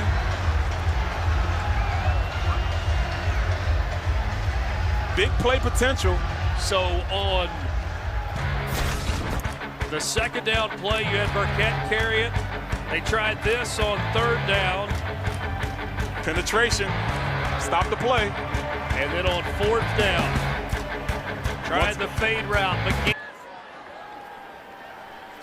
28-14, West Virginia in front. Mountaineers just dodged a bullet after 2 huge pass plays on the opening drive of the half for Albany. The drive stalls out at the 1-yard line. West Virginia's defensive line got pressure, maybe some questionable play calling there. And now West Virginia, from in the shadow of their own goalpost, hands it off to C.J. Donaldson. And a solid run for him on 1st down. And that's just not playing. They want to get off the goal line. So what do? They get out there, run in between the tackles, inside zone, double teams at the point of attack, and they get 7 yards on the play. Sometimes you just got to hit somebody in the mouth, and that's just what West Virginia's offensive line just did. Gain of 7 on 1st down.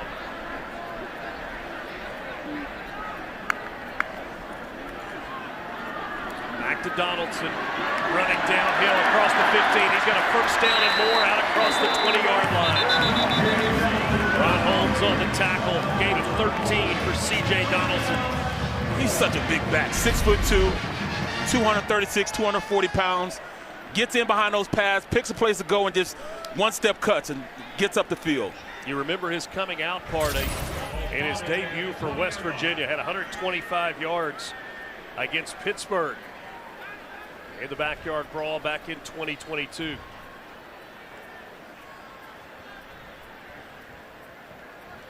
Davis, the tight end that moved to the left side. The handoff now is to Jaheim White. Gets to the outside. Look at that burst of speed. Out to the 30-yard line and another 1st down before being pushed out of bounds by Denzel Patrick. That's what you call thunder and lightning. White and Donaldson. I'll tell you what, though, this is how you set it up. You go for the big play, play action, push the ball down the field, and we haven't heard from Cole Taylor in a while either. Has a touchdown catch in the game tonight.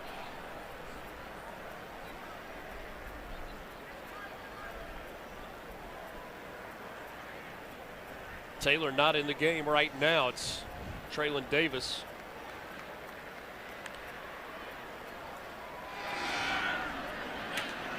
Patient run that time, but nowhere to go. Pads popping. Dante Lunan wearing number 8 tonight. Each week, the coaching staff determines one player that will wear number 8 in honor of A.J. Simon. Aaron Green, bobble and a catch. Did he haul it in and get a foot down? Yes! What a catch by Jaden Bray. Gain of 14 yards. I beg your pardon, Traylon Ray tipped it to himself and was able to haul it in. Great concentration, gets 2 feet in on it. Jaheim White, play action. Time, Green over the middle. Actually out to the right side, that's caught. That's Hudson Clement. And you're able to push the ball down the field because, number one, you established the run. You made that defensive line and linebackers think about you running the ball, and now you can go up there because you kind of massage the defense so much that you can go down the field with it. Gain of 17, now Green. This time he's hit, and he is dropped in the backfield, leading the way, Dylan Dunathan. the freshman from Damascus, Maryland. This is what you call a run blitz. Cross dog in the middle of the field. They don't have enough to block it. Great call by the defense of the Great Danes. Loss of 9 on the play. 2nd and 19 for the Mountaineers. How about the true freshman Donathan? And 2 tackles in the opener. Should be a free play here. There goes Garrett Green with his feet again. He's dropped by Jack Uliano. Garrett Green on quarterback keeper. Brought down by Jack Uliano. Back on the play.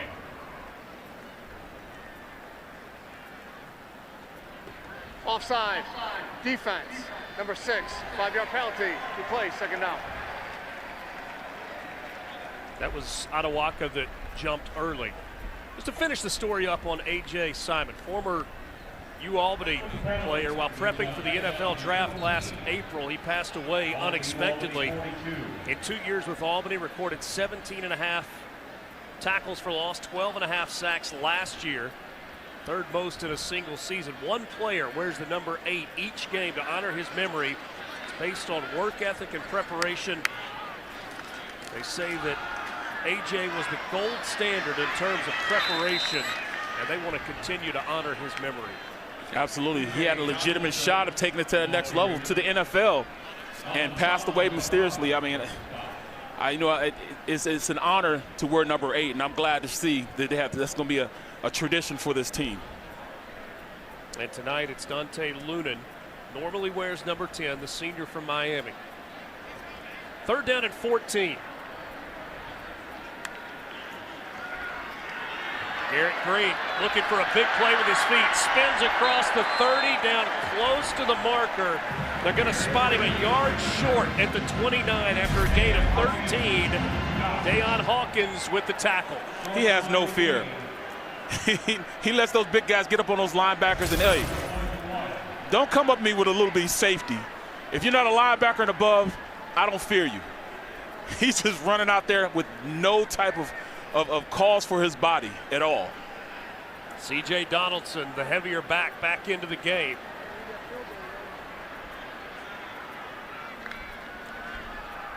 It's Donaldson on the carry, easily picks up the 1st down. Dropped just shy of the 25. See, I know what it is to have a back like that. I won the Super Bowl with Jerome Bettis. And when you have a back like that, 3 yards in a cloud of dust, there wasn't a time if we didn't have 3 yards that we couldn't put him in and get those 3 yards. Hand it off to Bussy, he's going to get it for you. I think they're seeing the same thing in Donaldson. Donaldson, 6'2", 238. They fake it to Donaldson. Green stands in, takes a shot toward the end zone, incomplete.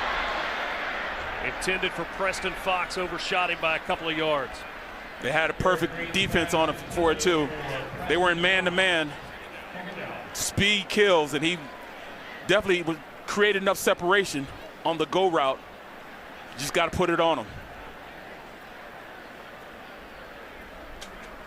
West Virginia came out of the gate in this ball game on fire. The seams are open. Little tight end passes look good. Jaheim White back into the game. Donathan on the tackle. In the red zone, this is where they like to hit the tight end also. Right outside the 20, from the 22, back on the ground to White, and he is pulled down from behind at the 20-yard line. Flag comes in. It was the referee who threw the flag. Might be a Looked like horse he collar. was brought down either by horse collar or perhaps face mask. Everybody settles down after tempers momentarily flared. Yeah, the way his body stopped abruptly. More than likely, it was one of those two that happened.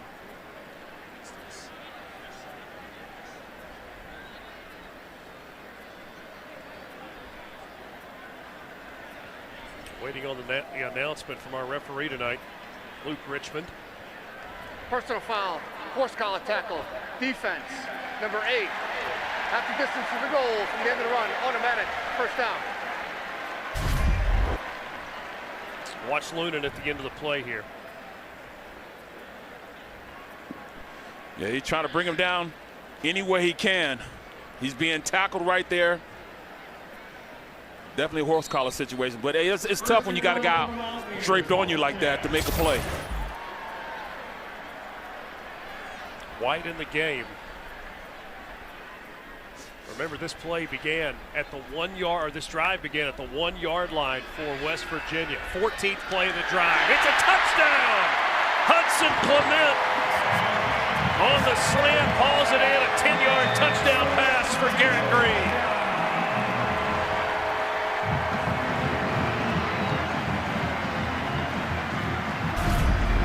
Yeah, I thought it was going to be a tight end that they're going to hit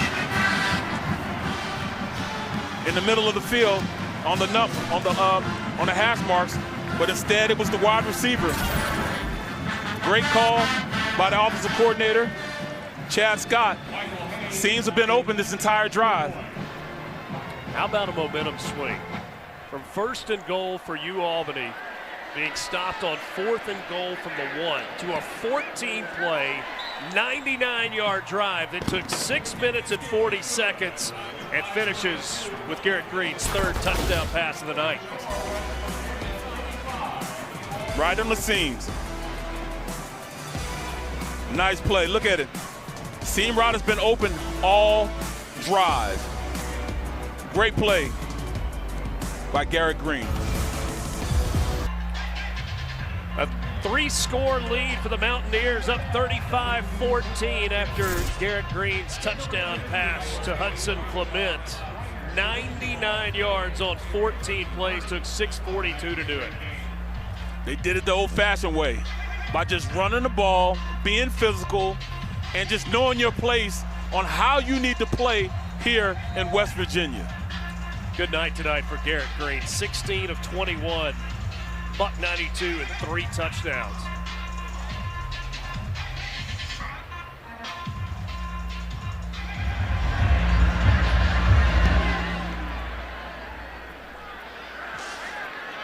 Taken from the 2.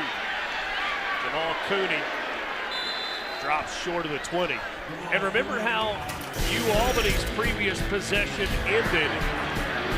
Oh, that should have been a touchdown right there, but a great play by the defense. Then once again, they ran the ball, they got to the 1 yard line, but then they got cute. You're in 22 personnel, 2 running backs, 2 tight ends. You just run the ball in. He'd have probably scored on that play. Then you go again with the same personnel, a fullback, a running back, and you try to throw it again. Just run the ball consistently, and then you'll go ahead and score on that play. And even though McGee fell down on that, the coverage that time by Aiden Garnes was really, really good on that 4th down play. Absolutely. So instead of being down potentially 7, Albany finds itself down 21 as they come back to work offensively. That's 7 McGee on the reception. That has to be the game plan right now. I mean, it's too far into this game to not go out there and use him effectively. Use your pass catching receivers out there. And yeah, he's running off the field. He's cramping right now. He's cramping right now. Once they start, it's really hard to get them to stop. Yeah, like I said, I don't know anything about that. I'm offensive lineman. We didn't run that fast, but this guy is a blazer. Gain of 8 on 1st down, 2nd and 2.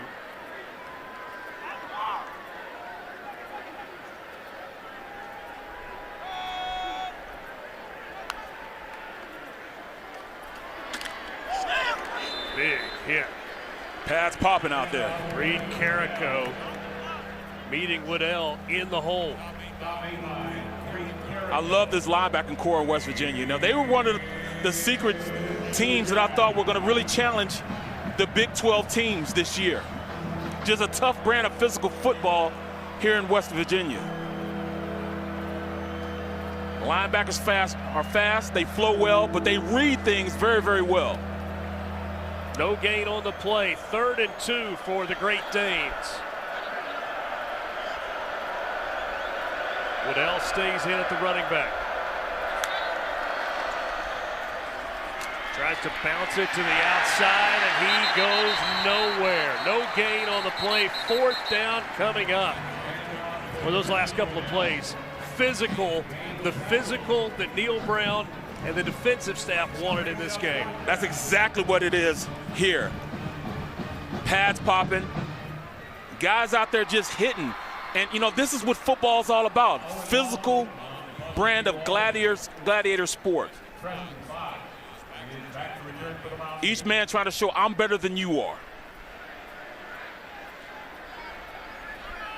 Preston Fox back to receive the punt from Owen Lawson.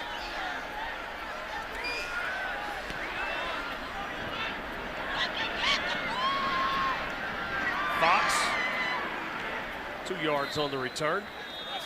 West Virginia will start from their own 35. Defense has definitely been out there and imposing their will. They're running stunts up front, getting penetration, stopping all these run plays because they are beating the guys up front. Trot out there making plays. Leads at 35.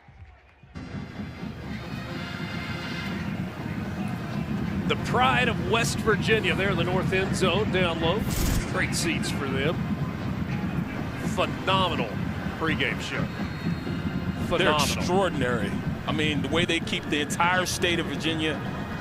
West Virginia. West Virginia, I'm sorry. West Virginia. Thank you. West Virginia Mountaineers, West Virginia, Morgantown. Almost heaven. Yeah. Here's the offense from the 35. Green looking to the air. Takes a shot down the middle of the field. It's caught! Jaden Bray with the catch with a defender in his hip pocket. 44 yards on the completion. Talking about looking the Gator in the face. There is a flag back at the 22-yard line. Late hit, maybe? Personal foul. Roughing the passer. Defense. Half the distance from the goal. From the end of the run, actually. Automatic first down. Watch this. He's looking to Gator, Bear, whatever you want to call it, right in the face, takes it, and delivers a great pass. So it's not the hit from Sean Morris, right? He arrived right as the ball's leaving. It's the fact that he wraps him up and drives him into the ground. Yeah, he finished the play. He shouldn't have finished the play. He saw the ball was leaving. I understand the motion kept going, but he wraps him up and kind of throws his body into the ground. That's what got the call. If he'd had his hands up and fell on him, they probably wouldn't have called it. How about Garrett Green, though, standing with that pressure coming in his face and delivering a strike? Quickly, West Virginia down to the 11. On the ground, C.J. Donaldson Jr. Thomas Joe Kamara on the tackle. Donaldson on the Doak Walker watch list this season. 2-time honorable mention All Big 12. Just give him the ball this entire drive. His offensive coordinator, Chad Scott, said he's a tough physical talent and he's got a forward lean in the way that he runs. 20 career touchdowns coming into tonight for Donaldson. That's 15th all time. That one through the hands of Day Farmer. And Day Farmer just missed out on an opportunity for his first touchdown catch as a Mountaineer. You don't get many opportunities like that. You've got to bring that ball in. Green gave him an opportunity. But here he is on the outcut. Wide open, had created separation. He's got to haul that in. Now you don't get it. Now it's Donaldson's turn. West Virginia coaches said you didn't see a lot of what our wide receivers are capable of last week. Had 4 drops in that game against Penn State. Donaldson tried to find a lane. He creates a lane and powers his way down to the 1-yard line. Sean Morris ultimately with the tackle. That's enough for the first down. Donaldson did it on his own. Look at it. I mean, he takes it past patience, but then Olay here. Olay right there, and then just puts his pads going forward, finishes the run for the first down. I beg your pardon, not quite enough for the first down. Maybe the length of a football short. Well, I mean, that's easy enough. I'd still give it to him. 4th and 1. What do you have to lose? Can pick up a first down without scoring a touchdown.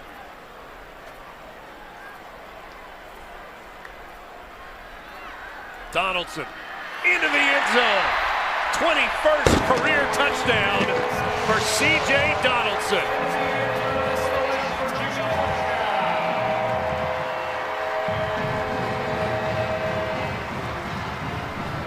Donaldson had a rushing touchdown last week against Penn State. He adds his second. At one point last year, he had a rushing touchdown in 9 straight games. He had scores in 10 of 12 a season ago, and he's done it in the first 2 this year. Just inside zone. He even gets there. He outruns the block that's supposed to set him free on the play. Michael Hayes onto his empty extra point. What a change in this game we've had. It could have been 28-21. Instead, Albany couldn't score. West Virginia marched at 99 yards to make it 35-14, and now 42-14 after the extra point from Michael Hayes. 5 plays, 65 yards, 2:05 to go. That's 21 unanswered by the Mountaineers. You see the tight end supposed to get there and kick that end out.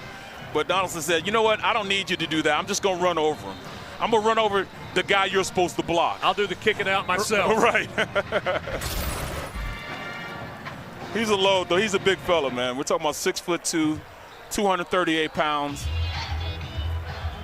A lot of conversation about who the favorite is in the Big 12. The media voted Utah in their first year in the Big 12 to be the conference champion. But when you look across this league, it feels like there are a lot of teams that are in the mix, and not a lot of people talking about West Virginia as a conference champion.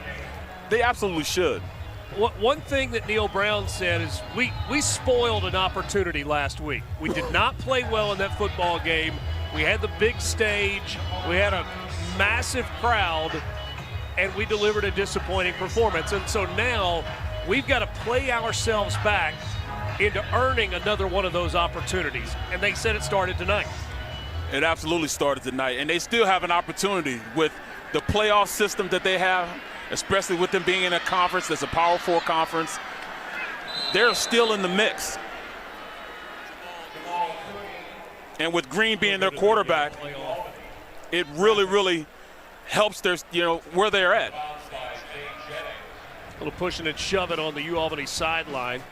A reminder of what the Big 12 looks like now. 2022, there were 10 members in the Big 12. Last year, 4 new schools.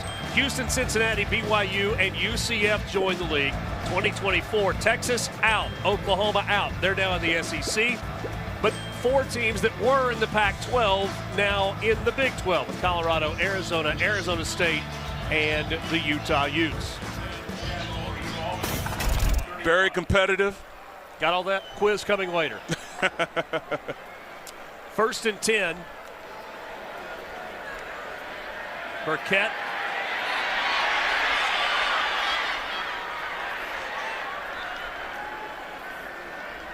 Second and 10 after the incomplete pass. I like the fact that he threw the ball out of bounds. He didn't give up a sack, and push his team back. Smart decision.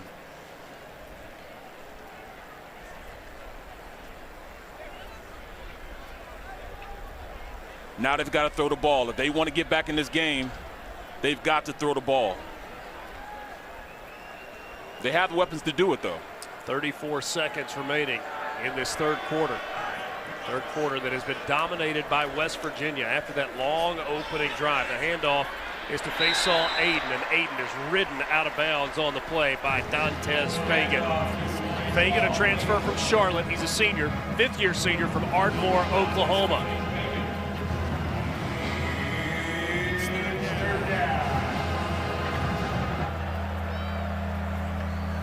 The Mountaineers have some exceptional athletes from the linebacker on back.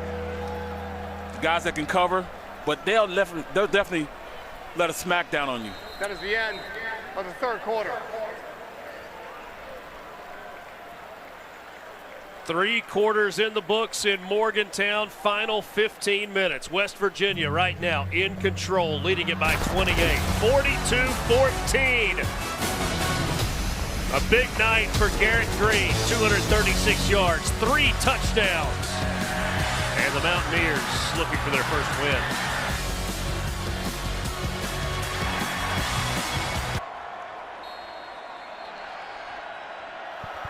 14, the magic number for West Virginia in the first quarter, the second quarter, and the third quarter.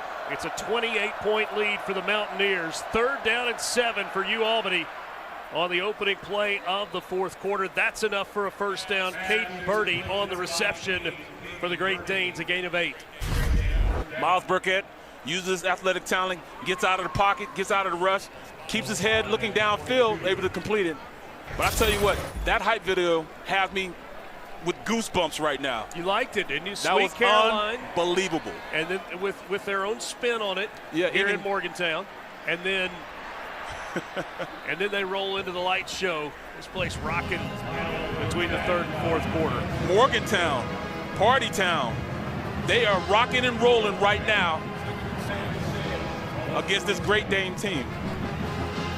Next week for West Virginia, a trip north to Pittsburgh, then the Big 12 opener here at home against Kansas on September 21st. Another team that's going to be pretty good in the Big 12 conference.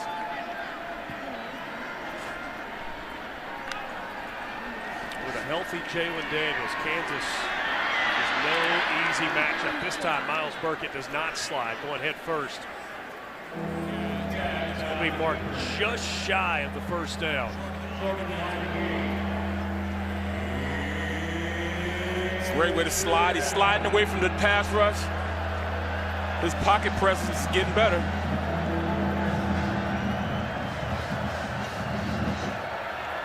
Third down, less than a yard.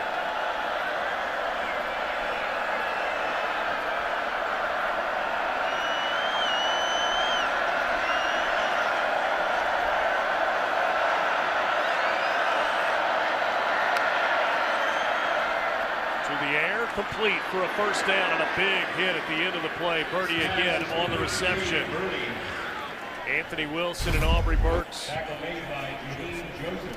Birdie runs a little slant. He knows he's going to take a little punishment in there, but he goes in there without fear.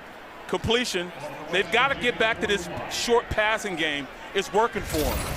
They are blitzing them like crazy right now. There's at least 5 guys at the line of scrimmage just about every single play. They're going to have to pass the ball. You can't run the ball with this type of defensive set. I said Burks. It was actually Jaheim Joseph combining on the tackle there. It's all pass right now. And a deep shot down the middle of the field. Nobody home except yellow jerseys. Jaheim Joseph was the closest on the play. And you know, you go back to what Greg Gattuso told us, the head coach for UAlbany. He said they wanted to be multiple.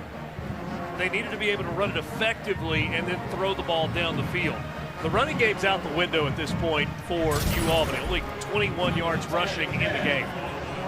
Yeah, I mean, but they have compensated for that by the short game, getting the ball out of Burkett's hands, making sure that they at least catch it. You know, there are a lot of opportunities they dropped that would have kept the sticks moving. Career high 290 passing yards tonight for Miles Burkett. Burkett incomplete. Levi Wentz was the intended receiver. Dantes Fagan jumped the route, but maybe too much contact and a flag comes in. Got there a little too early. I mean, but you can with running this type of offense. Pass interference. Defense. Number 13. The ball be placed at the spot of the foul. First down. You become a little predictable in the passing game when you go with the short passing game, but that was a great route. And that right arm kind of draped across the back. And so a first down.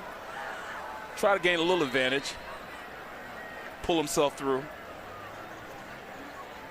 You look at what UAlbany has been able to accomplish offensively tonight. 311 yards of total offense against probably the most athletic defense that they will see all season long. Busted play there. Burkett just goes forward, gets back to the line of scrimmage. Next week, UAlbany will head west to take on Idaho. That's an Idaho team that they beat in the quarterfinals of the FCS playoffs a year ago. And then after that, they get into CAA play with a home game against Maine. This is the team that it feels like could once again make some noise in the FCS. They're competing right now at the FBS level. This is only give them a little more of a sense that, all right, we're going to dominate our league because we hung with the big boys. Burkett takes another shot, and this one's incomplete, but another flag comes in once again, trying to go to Levi Wentz. Once again, Dantes Fagan in coverage. Yeah, you got to turn around and look for the ball. He never turned around and looked for the ball on the play. Pass interference. Defense. Number 13. 15-yard penalty. First down.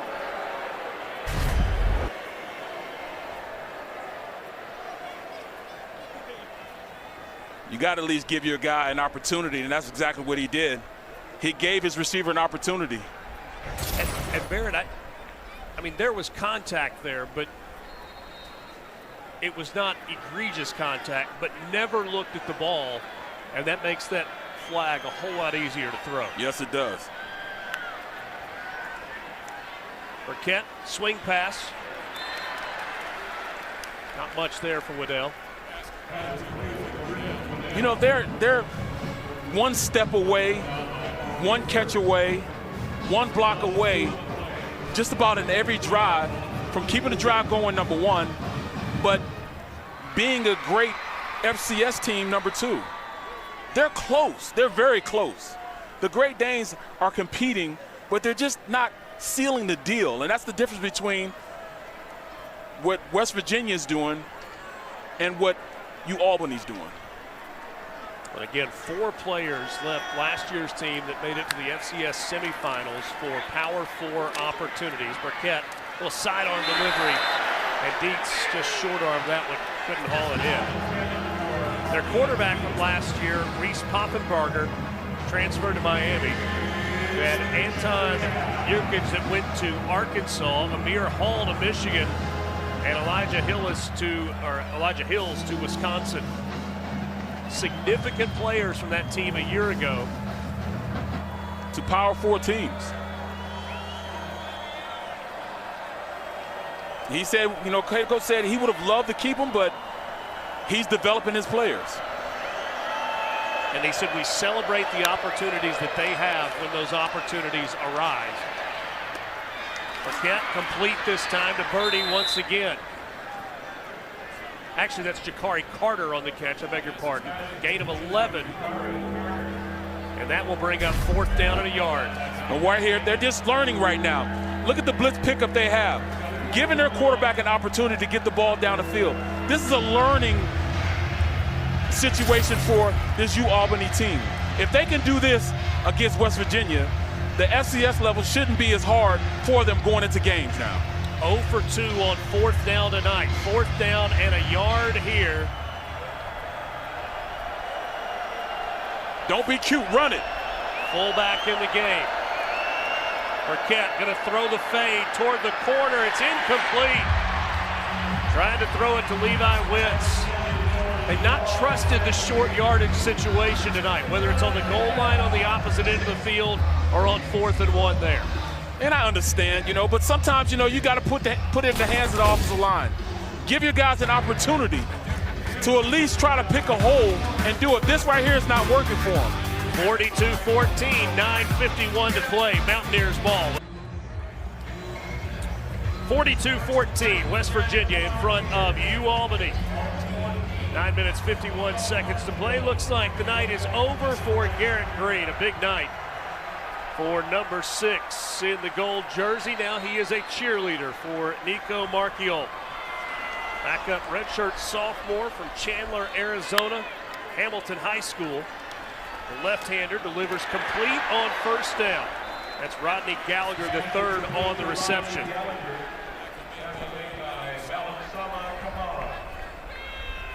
Marchiol, 6'1", 223 pounds, obviously a left-hander. He is also good with his feet. Coaches tell us maybe a more physical runner even than Garrett Green is. Jack Samarco, the tight end on the reception. Good enough for a 1st down. He's definitely got a little size on him. Samarco, a freshman from Cincinnati. First team All-State as a senior, had 5 receiving touchdowns last year. Played on both sides of the ball as we look at Marchiol. A couple of pass completions and a first down with 9 minutes to play. Donaldson to the outside. Big hole. Big gain across midfield. All the way down to the 28, maybe the 27-yard line. Deion Hawkins with the tackle after a 48-yard run for C.J. Donaldson. I love the block on the outside. They pull the backside. We call that joker when you don't have a tight end that side, and you just run power and allow that running back to pick a hole on the outside. Joker, one of the best plays in football. Double down front side, pull the backside guard around, and just pick a hole front side. That might be it for C.J. Donaldson. He goes over 100 yards, 125 on the night and a score. Trayvon Dunbar is a new running back into the game. Shot to the end zone, incomplete. A flag comes in. Marchiol trying to get it that time to Preston Fox. The 125 yards rushing tonight for C.J. Donaldson matches his career high at 125 in his West Virginia debut against Pittsburgh back in 2022. 15-yard penalty, first down. Yeah, you got to turn around, at least turn around. You know, both guys are you know, hand fighting, but you got to turn around and at least make a play on the ball. So Trayvon Dunbar, the running back, now into the game. Casey Azamaway, he might have had a handful of jersey there too. Yeah. Flips it out of the backfield.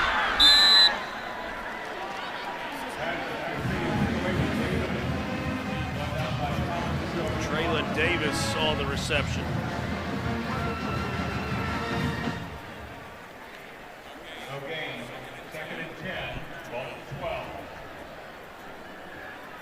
Davis, largely a blocking tight end. He had 2 catches for 2 yards in 13 games last year.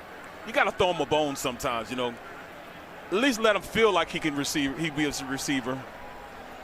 He caught that one for 0 yards. Charge timeout. West Virginia. West Virginia takes the timeout. 30-second timeout. Nico Marchiol will come over and talk with the offensive coaches. You know, they haven't changed the offense with him either. They're running the same exact offense that they ran for Green. With a break on the field, we'll take one as well. 42-14 with 7:26 to play. West Virginia 42-14. They've got the ball at the 12-yard line. Got some folks hanging around for the banquet at this point. Yeah. That's my kind of guy right there. We were the same shirt size. He's texting me now. He wants my order. 42-14. 2nd and 10 coming. Nico Marchiol in the ball game. Hand off. It's Marchiol who faked out everybody, including me. 12-yard touchdown run for Nico Marchiol. And West Virginia pushes the lead out to 48-14. And you might say they're trying to run the score up on them. No, they're not. They're trying to get their backup quarterback some game type of reps, you know, because I mean, you never know what goes on throughout a season. You got to make sure you have somebody that can run this offense just as good as Green as they go forward, especially when Big 12 play starts. 5 plays, 87 yards, 2:29 off the clock, and a touchdown run for Nico Marchiol. R.J. Koshan, the backup kicker, comes into the game, splits the uprights. 28 straight scored for West Virginia.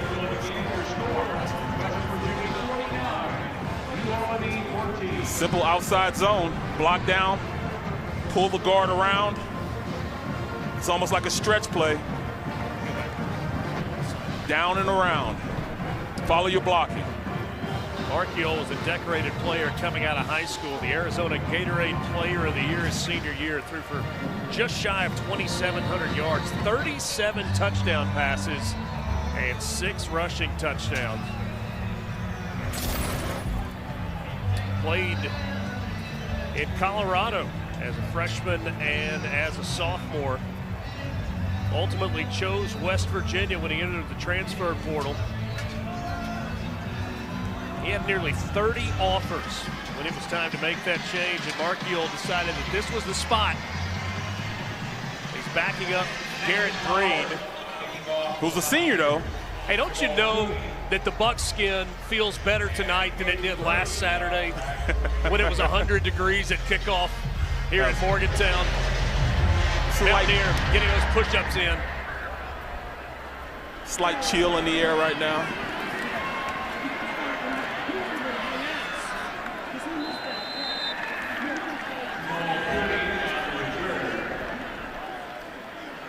(49-14). You saw the Mountaineer. That's such a big part of the tradition here at West Virginia. We were walking out of the facility after meeting with Neil Brown yesterday. That's Braden Adkins. He was selected among a large group of his peers to be the Mountaineer. It is a long-standing tradition here. He carries around that .45 caliber Kentucky long rifle. It's a black powder gun. The spring game last year was his first event. That's when the new Mountaineer is introduced. He said the spring game this year will be my last event, not actually as the Mountaineer, but there to help train the new person who is selected. Told us that he has already gone over 250 events. Everybody wants him, wants the Mountaineer there for special occasions. I wonder if he's going to let me borrow that suit right there. He's not. And I'll tell you what else he won't do. He won't let you hold the gun. I asked yesterday, I wanted to take a picture holding that .45 caliber Kentucky long rifle, and he said, nope, sorry, that's one of the rules. I don't know if that's his rule or somebody else's. It's a beautiful gun with the state of West Virginia. There's a gold piece, I guess a brass piece that's embedded in the stock of the gun on the side.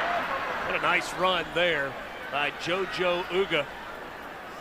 22-yard gain. You got to keep fighting. And that's exactly what this Albany team's going to do.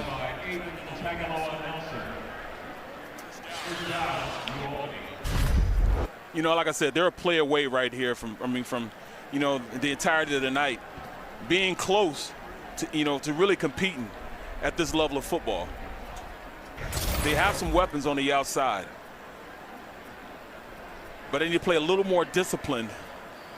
And also their approach, you just got to go out there and finish plays.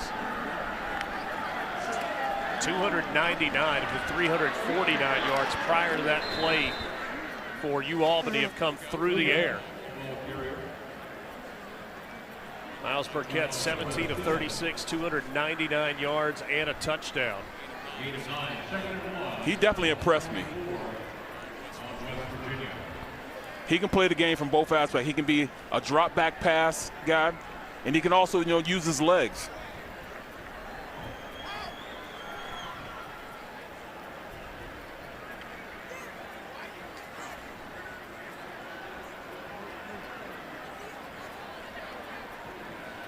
Closing in on 5 minutes to play.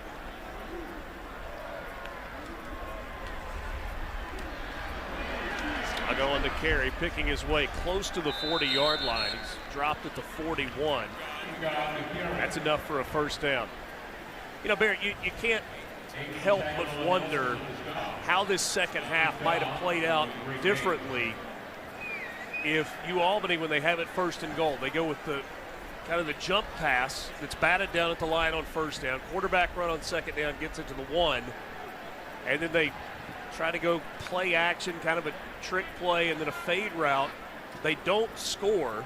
That would have made it a 7-point game. West Virginia immediately takes it, marches 99 yards down the field. What feels like a 14-point swing, instead of being a 7-point game, it's a 21-point game. Yeah, 21-point swing, and it just goes to show, the dominance of West Virginia wanted to go out there and really close the game. You know, they have a lot of their young players in there right now trying to get some needed reps.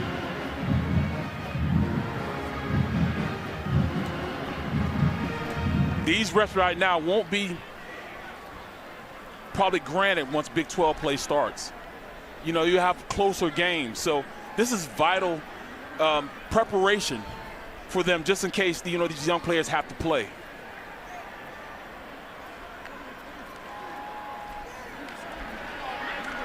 Waddell on the carry, hard yards, running down to the 35. That's a gain of about 6. Good solid run there. Brings up third down.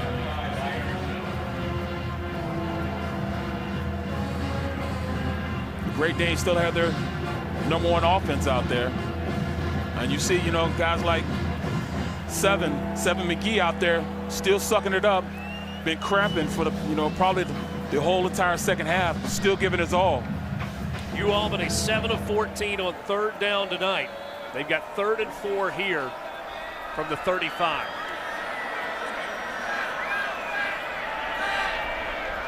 Clock at 1, they get it off. Oh, and a big hit in the hole. Look at Ben Cutter stepping up, the sophomore from Denver, North Carolina. Honorable mention, all Big 12 a year ago, had 56 tackles a season ago. And he laid the lumber there. You know, he reads, finds a hole, and he came in there with all intent and purpose of cleaning that hole up. You will not come through this hole today. Not today. 4th down coming here for Albany. They keep the offense on the field. Play clock is winding down. They don't appear to be in a big hurry right now.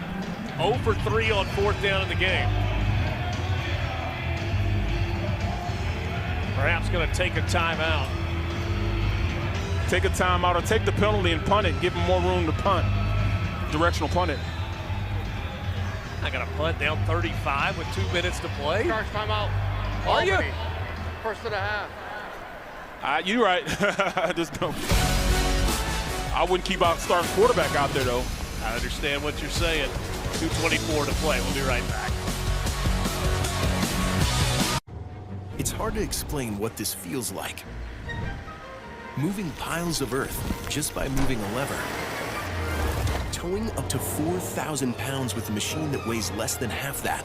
Cutting grass, clearing the way, and perfecting every inch of your land. We could keep trying to put it into words, but nothing compares to experiencing it for yourself. You just have to get in the seat. Learn more at johndeere.com/get-in-the-seat. Coach Gecko! Coach G. Laura, Dan, I didn't realize the media would be here. No, this isn't for work. We're just really big fans. And we're scouting for our fantasy insurance teams. Geico has all the top prospects, a 97% satisfaction rating. That's unreal. Oh my gosh, it's true. True! Smells like insurance. Suppose Geico does have devoted fans. It's not weird. Jade, sign my arm. For savings and service, get more with Geico. She only signs claims checks. On a hyped-up Fansville by Dr. Pepper. All aboard the hype train. We're going all the way. Woo! I heard this hype train runs an ice-cold Dr. Pepper. And the hopes of overly optimistic fans. Hey guys, check out my new tattoo. We're so winning it all. Even the national media agrees. And they're never wrong about anything. Oh, wait. Our quarterback got injured in practice. Okay, everyone off the hype train. Well, that didn't last long. College football, it's a Pepper thing. It would be the best story, not only in tennis, but maybe in sports. I looked different. I played different. I was something that no one had ever seen before. Let's hear it for the biggest stage of all, a kaleidoscope of experiences. If you're looking for that soul, that unbreakable spirit, you've come to the right place. The U.S. Open, August 26th through September 8th on ESPN. The U.S. Open, August 26th through September 8th on ESPN. I'm on the next level now. It's so on.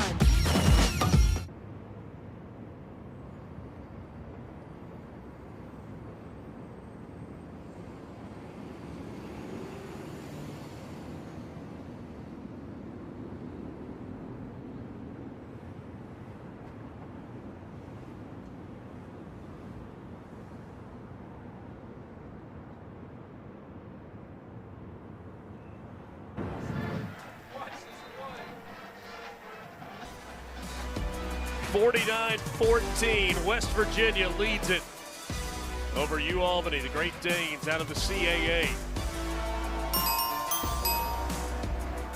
Northern Arizona and Arizona coming up on ESPN+. That from Tucson. 10 p.m. Eastern Time kickoff. They saw Aiden in the backfield alongside Miles Burkett. 4th and 2. Great Danes 0 for 3 on 4th down tonight. Burkett wants to throw across the middle, complete, good enough for a first down. Jamal Cooney on the catch. The Dartmouth transfer, originally from Miami Gardens, Florida. Little slant play. Burkett gets it out of his hands quick, allowing his receiver to go ahead and complete it for the first down. I like the fight in him. First, this is the 4th down conversion of the game for UAlbany. 2-minute timeout. West Virginia in front by 35. And we welcome you back to Milan Pushker Stadium in Morgantown, West Virginia.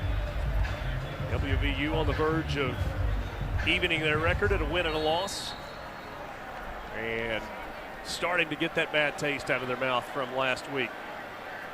I know we've gone back to it a couple of times, and it was incredible how many times everybody associated with West Virginia said, we're just ready to get back on the field. Neil Brown said, I wish we could have played last Sunday. The next day, right? That's huge. But they knew the mistakes they made. It wasn't from a physical standpoint. It wasn't from, lack of effort. It was more so just bonehead mistakes. Doing the things that, not like penalties, but overrunning plays. And of course you're going to get beat every once in a while when you're playing against somebody that can, is faster than you or stronger than you. Those type of things happen, but to make mental mistakes, that's the biggest thing that they needed to make sure they crossed off the list tonight.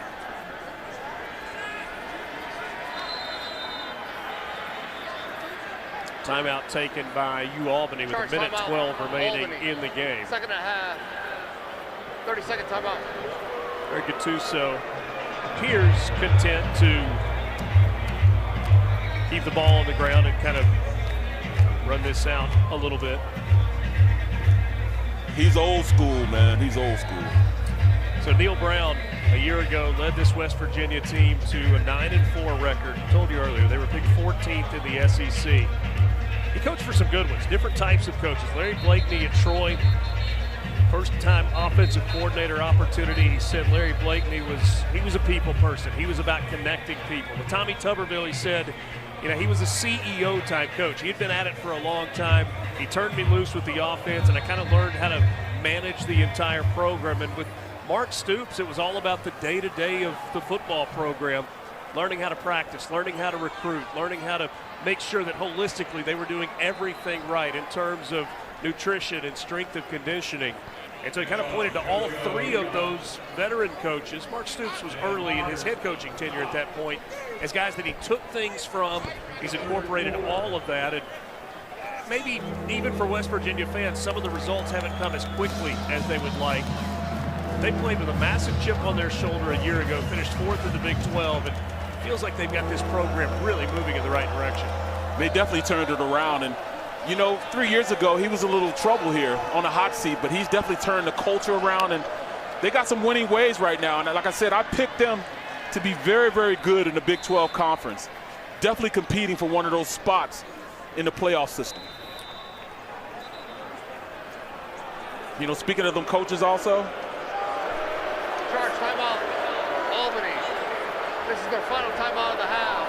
It'll be a 30-second timeout. Fans perhaps a little restless. They're ready to sing. Yeah, they are. But, speaking of coaches, Coach Brown was under, like Stoops. I actually played for both of the Stoops, the older brother Stoops, at Kansas State University.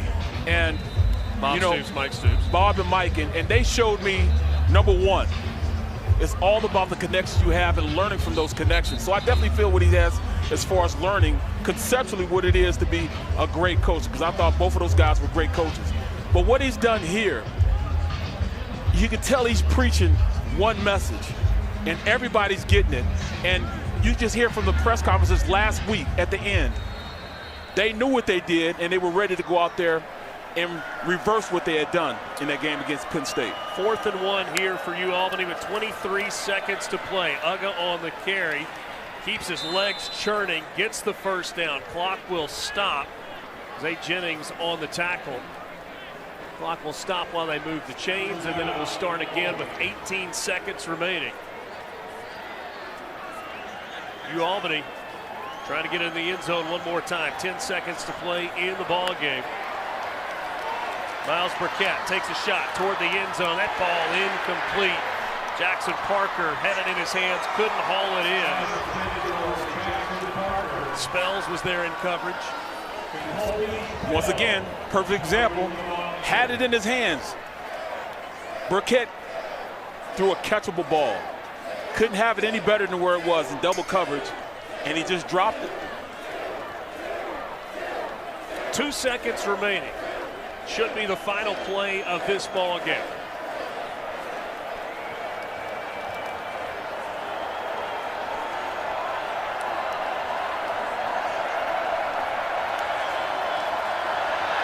That snap, Burkett falls on it, and that's how this one comes to an end. Fireworks go off here at Milan-Pushker Stadium as West Virginia evens its season record at 1-1 with a 49-14 win over Albany. Garrett Green, 236 yards, 3 touchdowns through the air, also had a rushing touchdown. C.J. Donaldson, 125 yards and a score. Jaheim White, 100 yards and a score. A big win for West Virginia as they bounce back from that loss to open the season last week. I really enjoyed how this game played out. I mean, not necessarily, how the game ended as far as the score, but just the physicality of the play.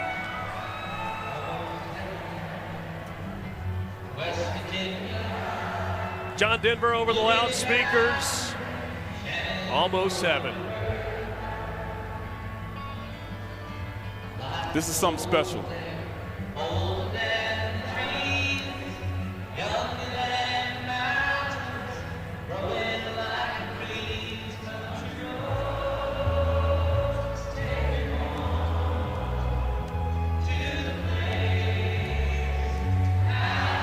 Truly special moments in all of college football. Neil Brown joins us from the sideline. Coach, congratulations. A pretty good second half all the way around from your team.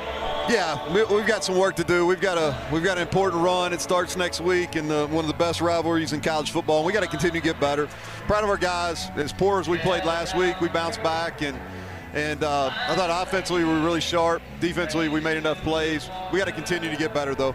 I told you this was my first trip to Morgantown. You've been a part of this a bunch after wins. Does this tradition ever get old? No, absolutely not. I wish we would have done it last week. I wish we would have performed for our fans last week. We didn't, so now it's the process of building back to get an opportunity to play those type of games again. It starts up at Acrisure Stadium on Saturday afternoon. The last time we went up there, we had the game and we just didn't finish, and so we need to get that taste out of our mouth. Certainly it's one that means a lot, the backyard brawl next week. Coach, congratulations on the win tonight. Yeah, thank you all. Neil Brown, head coach of the West Virginia Mountaineers. Country roads, high fives, and a lot of smiles tonight inside Milan-Pushker Stadium. Garrett Green joins us as well, the quarterback of the Mountaineers. I'm going to ask you the first thing that I asked Coach at the end. You've been a part of a lot of these post-game celebrations. Yeah. Does hearing country roads ever get old? No, never gets old. This is the best tradition in all of college sports. And it's a blessing every time we get to hear it. Garrett, you were open after last week's game. You said you didn't play your best. There was a whole lot more in the tank. How'd you feel about tonight?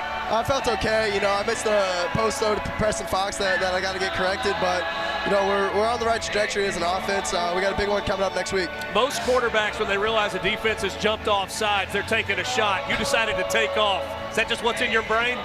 Yeah, just Coach Tyler Allen got on me last week for not doing what I was coached to do, so I was reading the play out. Backyard brawl next week. Yep. You excited about that one? Yeah, fired up. We get to go play at their place, and it should be a fun game. Congratulations on the win tonight. Yep, thank you. Garrett Green, quarterback for the Mountaineers, 3 touchdowns through the air, 1 on the ground. as West Virginia evens its record at 1-1 on the season. And you heard Neil Brown mention it. You heard Garrett Green mention it as well. Next week, it's the big rivalry, the backyard brawl with the Pitt Panthers. Yeah, they came out and they beat Cincinnati this week. They're feeling confident. Both teams coming out of wins. So I'm anxious to see what's going to go on up in Pittsburgh. Appreciate you being with us tonight from Morgantown as West Virginia gets the win. Thanks for joining us on the Big 12 on ESPN+. For my partner, Barrett Brooks, and our entire ESPN crew, I'm Richard Cross. Final score tonight, 49-14. West Virginia over Albany. All games there on the ESPN networks. They're streaming live and archived on the ESPN app. This has been a presentation of ESPN. West Virginia gets the win. Good night from Morgantown.